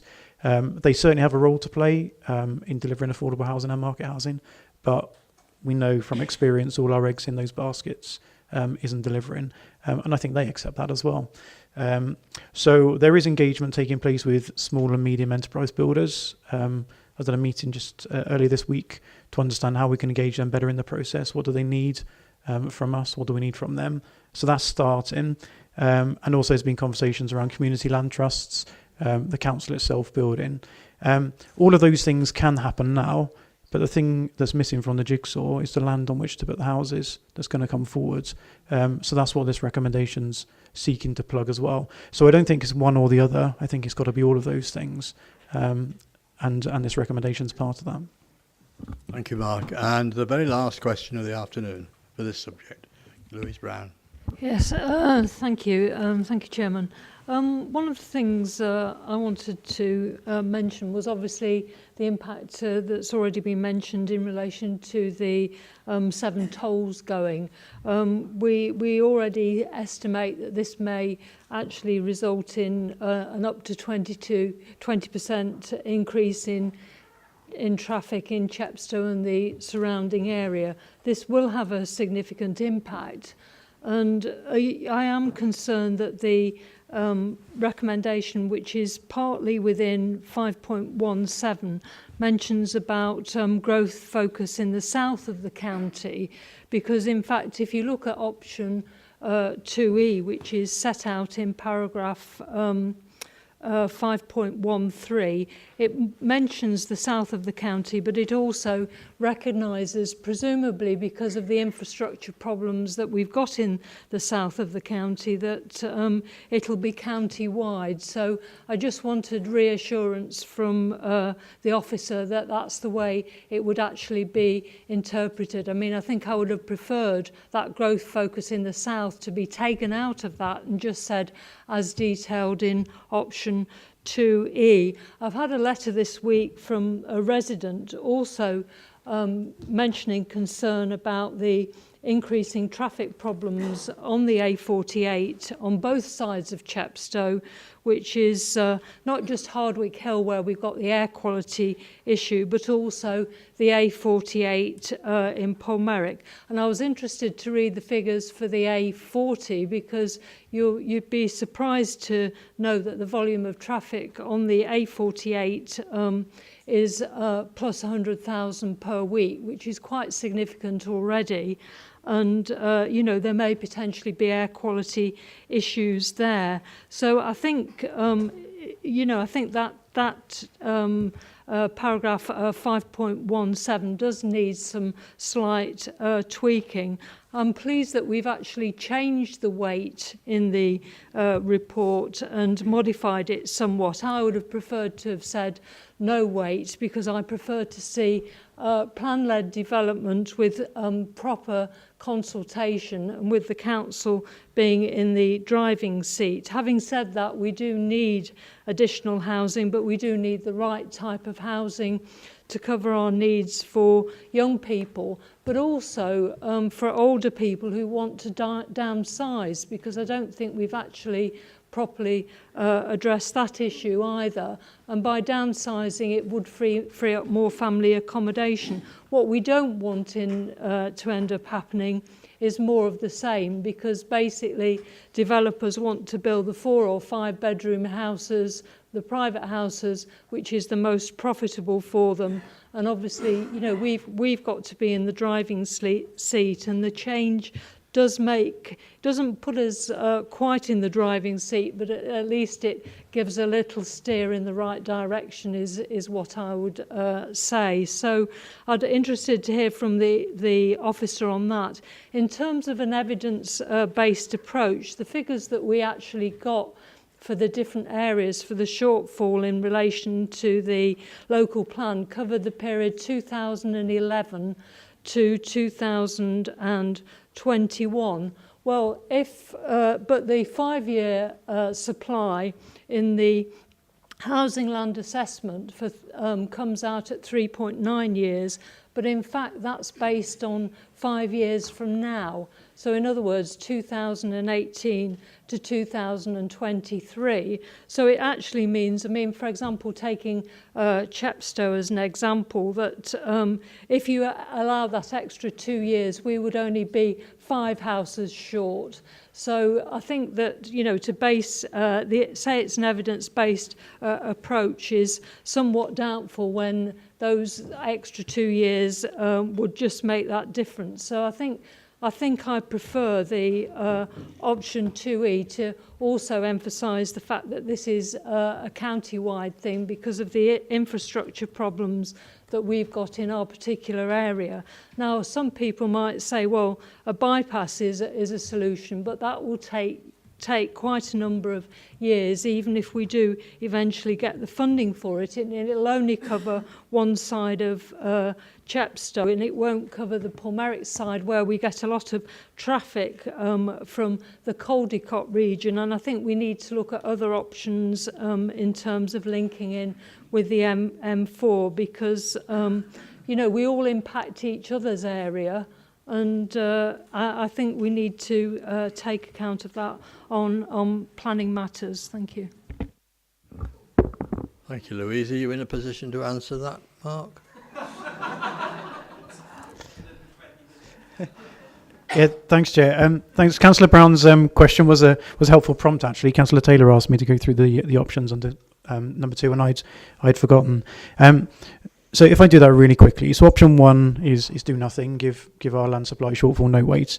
Option 2 is give it, I've worded in here, some weight when we're talking about appropriate. So options 2A through to 2E try to look at it in slightly different ways. Essentially, one approach is that we follow the LDP strategy. And the spatial strategy in the LDP focuses the growth primarily on the main towns, so Abergavenny, Chepstow and Monmouth. Next down the pecking order is Sevenside, then what we've named rural secondary settlements, so Usk, Raglan, Penberthleni and Llanfoist. But as discussed earlier, we're recommending Llanfoist is out of the mix. And then the main villages, and the only thing we've allowed in the main villages are 60% affordable housing sites between 5 and 15 dwellings. So we're suggesting that latter category stays the same. There's 2 main villages without an allocated site, St Arvans and Llandogo, and we're suggesting if there's anything there, it should be of that small scale, still 60% affordable. The rest leave and be, and we'll review all of that under the next LDP. If you focus on the LDP strategy and the evidence of where the shortfall is, then you come to the conclusion the shortfalls in the south of the county, Chepstow and Sevenside primarily, you'd focus the attention there and go no further. And using the LDP strategy, you'd focus in terms of hierarchy, the growth on Chepstow itself and Sevenside. So that is one place where you could draw the line and stop if you wished. The downside of doing that is the options in those places are very limited. You know, if we just look at a map and think where could you go, given the floodplain ground rule and the green wedge ground rule, that limits options. So you could take the decision that you're doing something, it supports the evidence, or the evidence supports that decision, it's in Chepstow and Sevenside, you acknowledge it won't go very far towards 961, but that's as far as you wish to go. If you think the housing shortfall issue needs a greater approach than that, and more needs to be done, then you can either go north geographically, because the evidence is saying the shortfall is in the south, so you go as close to the south as you can, but that means you're looking perhaps more so at places like Raglan and Penpeth and Usk before you get up to Abergavenny. Or you could stick to the strategy and pop straight to the top end of the county, Monmouth Town, Abergavenny Town. Option 2E is a hybrid of those. I think the strategy for the plan currently focuses on those three main towns, as although people talk often about the lack of amenities in them, they are our most sustainable locations. They're the places where the community facilities are, the transport hubs, insofar as we have them, are. So sustainability-wise, infrastructure-wise, they are the better places to develop in a sustainable development sense. Sevenside and those other rural secondary settlements do have amenities, can take some growth, but we need to think about the levels. So option 2E is seeking to be a hybrid between either sticking in the south and going no further, or sticking straight to the main towns. The other bit of background information is important to remember is Welsh Water infrastructure means we have very few options in Monmouth and Wisham. Although those issues aren't insurmountable, Welsh Water can upgrade, developers can fund it, the timescales mean that wouldn't happen within the period we're talking about. So that's around the options. I think the focus still would be around, with either of those, either the spatial strategy of the plan, so the hierarchy of Chepstow and Sevenside, or the geographical approach. The evidence is still very clear that the biggest shortfall is Chepstow and Sevenside. So that is naturally the primary place to start looking. But it cannot address anywhere near all of that need. So whether you stop it there or go further, that's before members to consider. Recommendations in the reports. The other point has just escaped me. Was about housing mix. So again, I would agree it is a steer. And there was a third point that I was going to pick up on, Councillor Brown. I've completely forgotten what it was. Again, traffic. It wasn't that I was thinking of, but traffic is an infrastructure issue, so it will come through the normal planning process and be considered. And we would look at it cumulatively. So if we know there's an LDP allocation and other approved sites, we would look at that together. Where we're up against the border, we are actively talking to our neighbours to the east. I had a very interesting meeting only yesterday with the Forest of Dean, who are facing very, very similar problems to ourselves. Thank you very much, Mark. The Chief Executive would like to have 10 seconds before we go to the vote. Councillor Brown is indicating I can't take any more questions, Louise, I'm afraid. And Councillor Greenwood's got a right to sum up. Okay, if he wants it. I imagine just before... I don't... I'm going to talk anyway.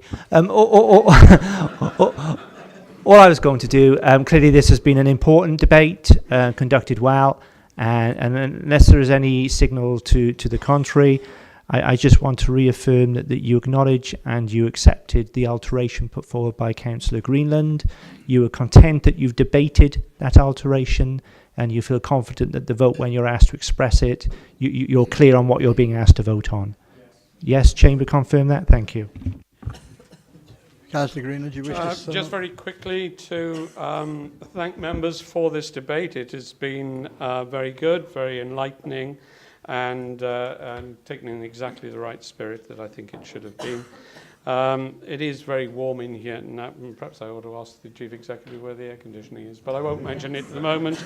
I think it is very important how the log for this decision is written up, and that we make sure that the log includes things like, this means that our current housing land supply shortfall will be a material planning consideration when considering planning applications. So the way that this log is written up and the mention in it of the ground rules and the additions to those ground rules, I think is extremely important. Thank you, Chair. Thank you, Bob. Point of clarification, Chair. The word considerable appears in the report elsewhere. Should that be struck out and replaced with appropriate? Yes, I think you answered that. I think you say yes, wouldn't you, Bob? Yeah. Yeah. Thank you, Roger. Right, with Bob's amendment, that on page 243, the recommendation is that we approve this. Can I take your vote on it, please? Thank you very much indeed. It has been one of our most important ever debates, so there we go. We now go on to questions, and the first question is from Matt Feekins to Councillor Richard John. Thank you, Chair. Councillor John, would the Cabinet Member for your children and young people give an update on how students and staff are settling into the new Monmouth Comprehensive School?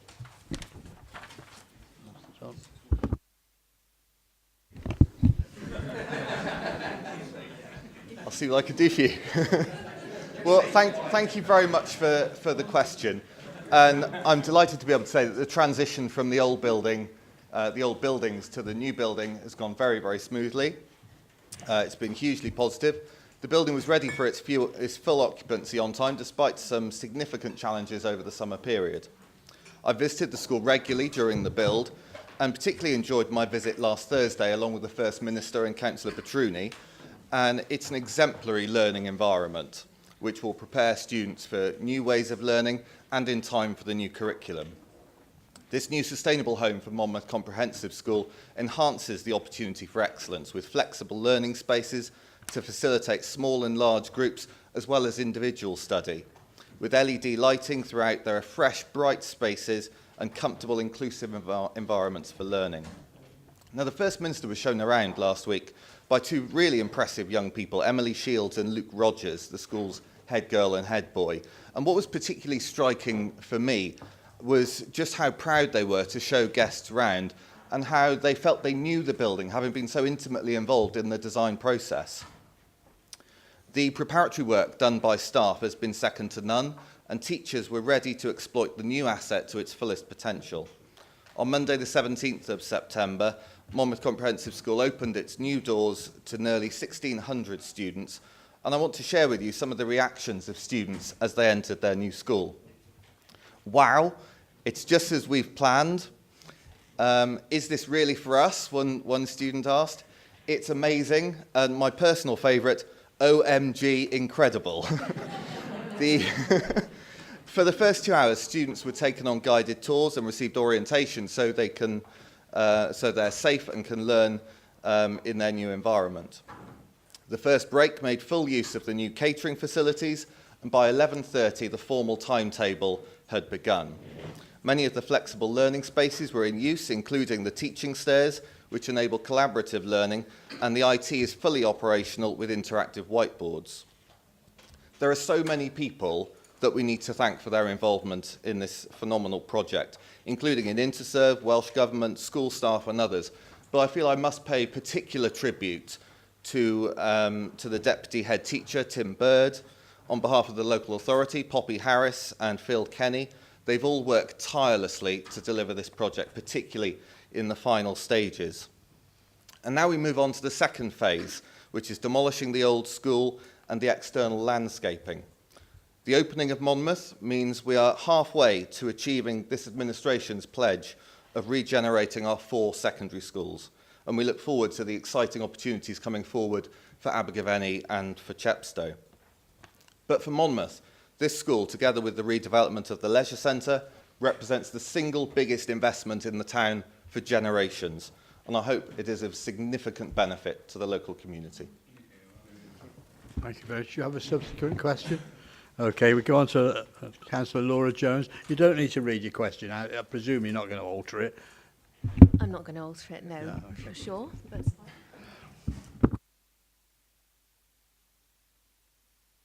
Members will be aware that we provide every child in foundation phase with a portion of fresh milk each morning. Now, until July, this was provided in third pint individual single-use plastic bottles, each one with a straw. Now, across the entire county, this meant we were getting through 11,500 of these individual plastic bottles per week. That equates to nearly 500,000 every year, just in Monmouthshire. So what we've done, we've replaced these plastic bottles with glass bottles and no straws. So this has resulted in a significant reduction in the amount of single-use plastic being used in our schools. It's a lot more cost-effective because glass bottles are cheaper and there's no need to purchase straws. All milk is locally sourced. We've got one supplier for all milk to all Monmouthshire County Council establishments, and that milk is locally sourced within 30 miles of Raglan Dairy. And there's a lot less waste because teachers are able to give students the amount of milk they want, which may not be, in some cases, their full third entitlement. I appreciate that since this was rolled out at the start of term in September, there have been some additional work for staff in schools involved in pouring milk, in washing up cups, and I appreciate there is perhaps an increased risk possibly of spilling milk. Now, they're not in these individual contained bottles, but I strongly feel that this is a step in the right direction. We've all got a responsibility to help safeguard our planet for future generations, and this was the right decision. Thank you. Do you have a supplementary question, Laura? No? On to your Councillor Pavley, your question. To As Mr. read on the agenda, Mr. Chairman. You. Thank you. This year, we've made a number of significant investments in Chepstow Comprehensive School, including in the budget £200,000 in the renewal of IT facilities at the school. We've invested £50,000 in the renewal of the windows in the front of the main building and the music block, along with a further £58,000 which has been delegated to the school in their block grant for them to invest as they see fit. Last year, the school, through careful and effective budget management, concluded the financial year with a surplus of around £150,000. Clearly, this will also provide opportunities for investment. I've been working closely with senior officers to oversee the building works associated with Band A of 21st Century Schools, and we saw the completion of Caldecott last September, and the whole scheme in the south, including the external works, is nearing completion. Monmouth, as we've heard, is now a completed building, and the second phase of the scheme, the landscaping and demolition of the old school, will commence shortly. Pending clarification from Welsh Government, I'm going to be bringing a paper to Cabinet this autumn to agree the establishment of the project team for Band B. A significant part of that team's work will be to prepare the full business case for the redevelopment in Abergavenny. However, I also want that team to ensure that both the strategic case and the economic case for the redevelopment of Chepstow are prepared well ahead of the launch of Band C. Thank you very much indeed. Can I thank the Cabinet member for that response and certainly positive news. But despite the good A-level results and GCSE results over the summer, there is community concern about the long-term future of the school in light of obviously the Cabinet's capital programme decision and most recently the resignation of the high-profile head teacher. We all want to see the school attract the best and the brightest in terms of teachers and Chairman, I'm sorry to interrupt, but it should be a question or a statement. I need to add a bit of context, Mr. Chairman. But in terms of the commitments, has all the investment money been spent now on IT? Has that programme been delivered? Are there any scheduled snags just to make sure that money has been spent, and has all the capital infrastructure money been spent as well? Has all that work been completed? Thank you. Thank you. Well, yeah, let me tell you how that £200,000 that we we as a council agreed to invest in the school in our 2018-19 budget has been spent. I can confirm that that £200,000 has purchased 238 pieces of IT equipment for students, so those are laptops, desktops and iPads. That money was spent also purchasing 85 new laptops for teachers and other supporting IT equipment. And they also chose to invest £26,000 on network spending to improve the school's connectivity. Now, I've just made clear our commitment to preparing the case for redeveloping Chepstow, and that will very much be the focus of the team soon to be appointed. The policy of this administration is absolutely unequivocal. We have a 4-school redevelopment policy, and as I mentioned earlier, we're halfway through that.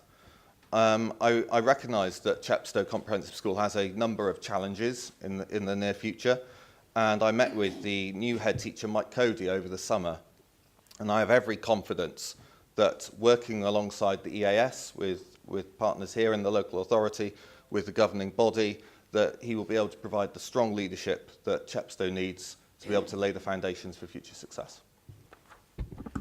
Councillor Pavia, you have a question for Councillor Fox? As read on the agenda, Mr. Chairman. Thank you, Paul. Thanks for the question. Okay. Yes, a joint study of the problems and possible solutions has been commissioned jointly by Monmouthshire County Council and Gloucestershire County Council, but in full collaboration with the Forest of Dean District Council, Highways England and Welsh Government. The study is being undertaken by Capita on behalf of the partners, and the term Chepstow bypass doesn't really capture the extent of the study, which includes road solutions, potentially a bypass or junctions onto the M48, but also how public transport could alleviate road traffic. It is also including the south-east of the county generally, rather than Chepstow in isolation, and looks to plan ahead by better understanding potential development in the forest and the south of Monmouthshire. Any solutions will require cooperation amongst local authorities, but equally with Westminster and Wales Government. This being a true cross-border project, so the study is structured by the English 5-stage business model and the Welsh WELTAG process to comply with established business case procedures both sides of the border. The first stage report is nearing completion, and I would hope members will receive the stage 1 report in November. If this receives a positive response, then stage 2 involves much more detailed research and option appraisal and associated costs, but when we prepare next year's budgets, we will be considering making provision to fund the next stage along with the other partners. I think all would agree this is an exciting project with a long way to go, but so far all parties are very positive in cooperating with the project, and the foundations of that project are being laid, and I thank local members for their persistence in pushing this, because it is so important for the future of our region. Can I thank the leader for his response? Probably saw yesterday in the newspaper the backing of the Secretary of State for the project. The only difficulty I see at this stage is Welsh Government's backing. They're the only one who really haven't stepped up to the plate. So what else do you think you can do, and us as an authority, to get senior political involvement so to positively back the principle of the bypass? Because, as you rightly said, it is a cross-border project. And without Welsh Government's backing at this stage, it really is a non-starter. Thank you. Yeah, thank you, Paul. Obviously, all partners are involved in these early works, but we all know that the clear decisions have to be made at a very senior level, and you know, there will be a lot of work to happen in due course. It would be quite appropriate for me to call or ask for a meeting with the Cabinet Secretary. Indeed, the Chief Executive and myself are calling for a similar meeting to discuss the real pressures faced in the 465 and Councillor Pratt's ward. Likewise, you know, the importance of these things strategically to the region and to Monmouthshire and to the local community itself are so important that all of the weight we can possibly bring to bear on moving this forward at great pace. That means bringing all of the key players together, we will pursue. Now you have a question put from Councillor Penny. As read on the agenda, Mr. Chairman. Thank you, Councillor Pavia. As you know, and as was discussed in the full Select Committee last week with an Iron Bevan University Health Board, the plans for Chepstow Community Hospital in the context of the Clinical Futures work, Care Closer to Home and A Healthier Wales, which we're working in partnership with ABUHB, was discussed. This is an active programme taking place to increase the services offered from Chepstow Community Hospital, with a range of new outpatient clinics coming on stream this year. Chepstow Community Hospital sits as a part of the integrated hub network across Monmouthshire. The other hubs are Mardy Park and Monnow Vale. These hubs are crucial to the delivery of our integrated support to people of Monmouthshire. We are awaiting final confirmation from Welsh Government regarding a £99,000 capital investment to remodel parts of the hospital to facilitate delivery of integrated working and further outpatients clinics. Inpatient community beds for South Monmouthshire population will continue to be provided from Chepstow Community Hospital, the North Monmouthshire being supplied through Monnow Vale, which is the main hub for the south, that is Chepstow. The partnership delivery of services via these hubs is coordinated through the Integrated Partnership Board, reporting to the Regional Partnership Board. And the Neighbourhood Network, Care Network and the Integrated Service Partnership Board action plans will be the vehicle for implementation of Health Board, Regional Partnership Board and Monmouthshire Public Service Board priorities. Services already introduced to Chepstow this year so far are piloting frailty assessment bed, a new cardiology arrhythmia outpatient clinic, improved access health visitor clinics, significant redesign of accommodation due to growing integrated older adult community team, child safeguarding team for Caldecott, delivery of evidence-based cognitive stimulation therapy, specialist behavioural support team, expert resource to care homes, and additional psychology support. What is also planned from now on, additional services are direct care team from Severnview, heart failure service, perinatal mental health service, additional dementia support worker for supporting dementia at time of diagnosis, relocation of dementia assessment service to ground floor, and other outpatient-based clinics being negotiated. As you can see, I think that's quite far-reaching, and it is certainly developing a community hub that we wanted as a result of the closure of the dementia ward. So, as well as congratulating Julie on her new post as Chief Officer for Social Services, Health and Safeguarding, which we all agree is quite a mouthful, we are pleased to announce Julie Boothroyd's replacement, Eve Parkinson, currently Integrated Service Manager of Monnow Vale, and she'll be starting as Head of Adult Services on October the 15th. So congratulations to all concerned. Thank you. Thank you, Councillor Jones. Can I thank the Cabinet Member for a response? The meeting last week was certainly a more positive one than before the summer term, and in terms of the integrated working, it was great to hear from that. There's still concerns, though, about in terms of the future of the hospital regarding general medical and clinical services. I mean, she mentioned a number of services there, but a number of services have been withdrawn in the past few years. ENT outpatients, gynecology outpatients, podiatry outpatients, continence outpatients, and of course, critically, the MRU. Does she agree with me that we don't just need to protect the current medical clinical services, but we also need to enhance them and look for new opportunities like renal dialysis, community chemotherapy, and minor surgery? Will she and the Chief Officer take those messages back to the working group, which is being co-chaired, I know, at a senior level, and examine the issues, because it is a great facility, and it's a facility I believe is vastly underutilised. Thank you. Yes, certainly, Councillor Pavia. I think you must remember that this is an ongoing process, and we are going to try and accumulate as many services as we possibly can, and encourage a health board to do likewise. And it is, it will be discussed at the integrated boards. However, I think you must remember, when you're talking about renal, was it dialysis, did you mention? There is only so much room in Chepstow, and these areas, that are required are quite vast for issues like that. So, you know, there's only so much. I know it all sounds great and we'd love to have everything, but, you know, we've got to learn to prioritise. We've got to find out what the needs are and, you know, go forward with that. And we'll certainly take the message forward. Thank you. Thank you. And your last question, Councillor Perrier, to Councillor Green. As read on the agenda, Mr. Chair. Thank you, Paul, for the question.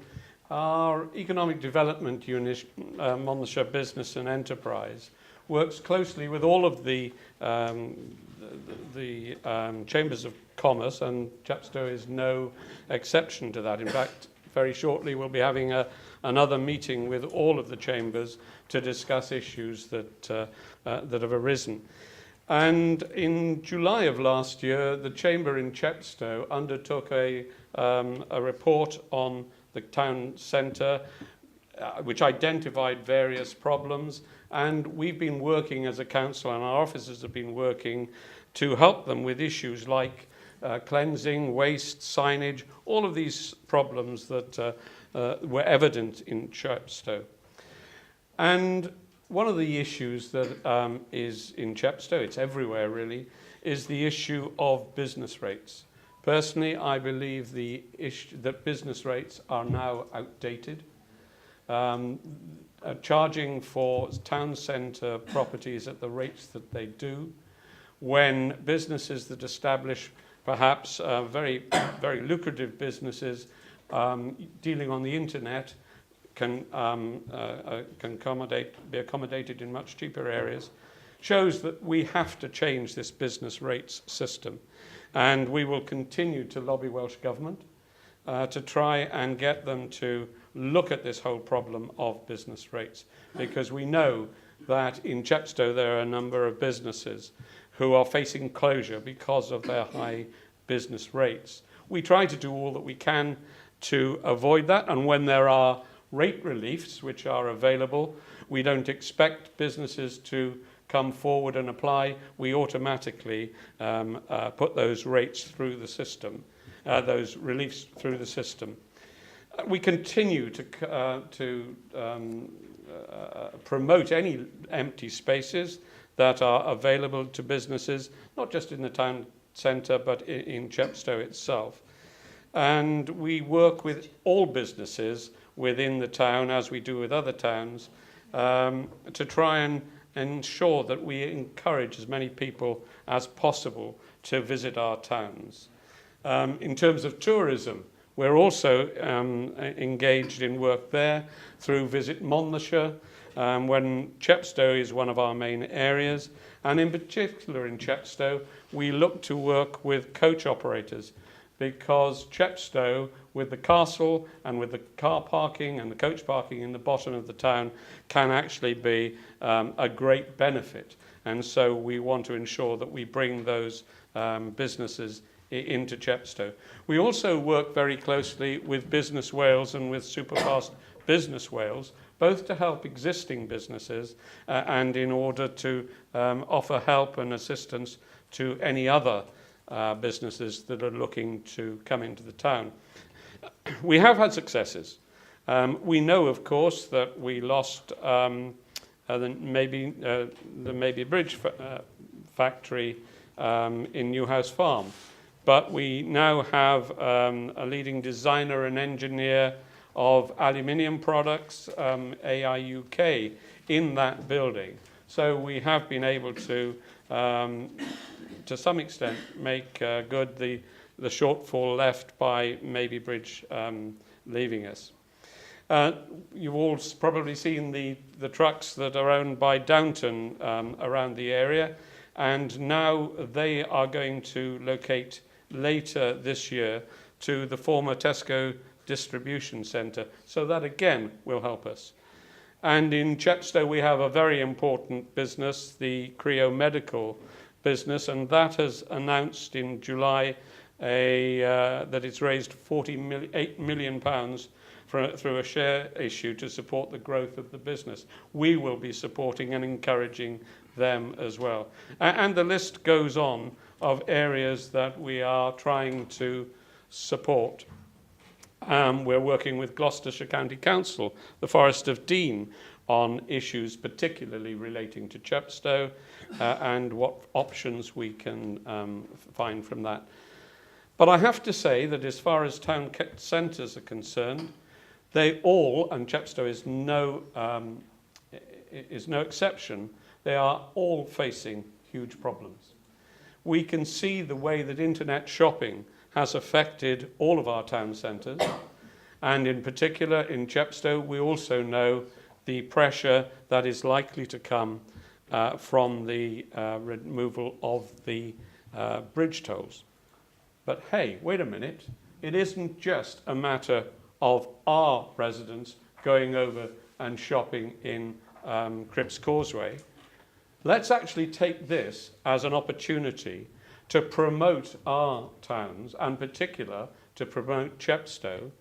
Let's find the USP for Chepstow, that we can attract people from Bristol to come over and shop in our towns, and obviously Chepstow is the first one that they get to. So I think we need to take a positive attitude to the removal of the fees, and we need to work with traders to try and find opportunities that they can offer a unique selling point which will attract more and more people from the Bristol area. It is a difficult task for town centres, and of course we've seen the recent closure of the only department store which has been trading in Chepstow for many, many years. But that, of course, that is similar to so many other department stores that are in trouble throughout the UK. But we do need to find a new way of attracting business to all of our town centres. We do need to consider how our town centres can change in this changing world that we're living in. And we will be working closely through our Economic Development Unit to take those works forward. Thank you, Bob. Can I thank the Cabinet Member for his very detailed response. I think the Cabinet Member and officers in the authority should be really praised for the impact that they have made on ensuring that the county is the most economically vibrant in Wales. And we need to continue that good work, but we need to be more responsive to meet the needs of our retail businesses in the town, and the Cabinet Members rightly said a number of things there, particularly the concern amongst retailers about the loss of the anchor store, Herbert Lewis. I know he's meeting with the chair of the Chamber of Trade very shortly. Will he give a commitment to examine some new opportunities with it to boost footfall leading up to Christmas in particular, like piloting some more short-term parking in the town, because developing a holistic retail offer is vital for the town to remain an attractive and vibrant place to visit. Thank you. Yeah,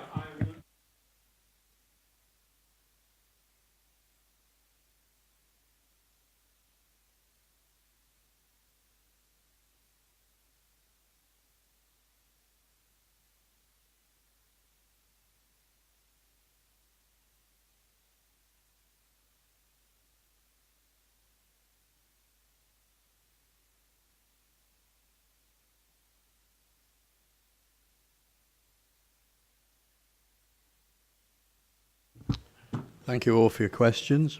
We just have one item left on the agenda, which is item 12. To receive the minutes of the County Council meeting held here. Who? Move. Sorry, David.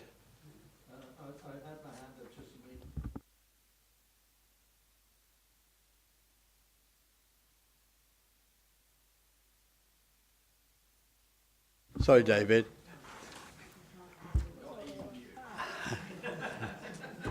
You know it's not personal. Right, we have the last item before us is to receive the minutes of the meeting held here on the 26th of July, which are on pages 271 to 276. Move. Does anybody have any questions on them? Okay.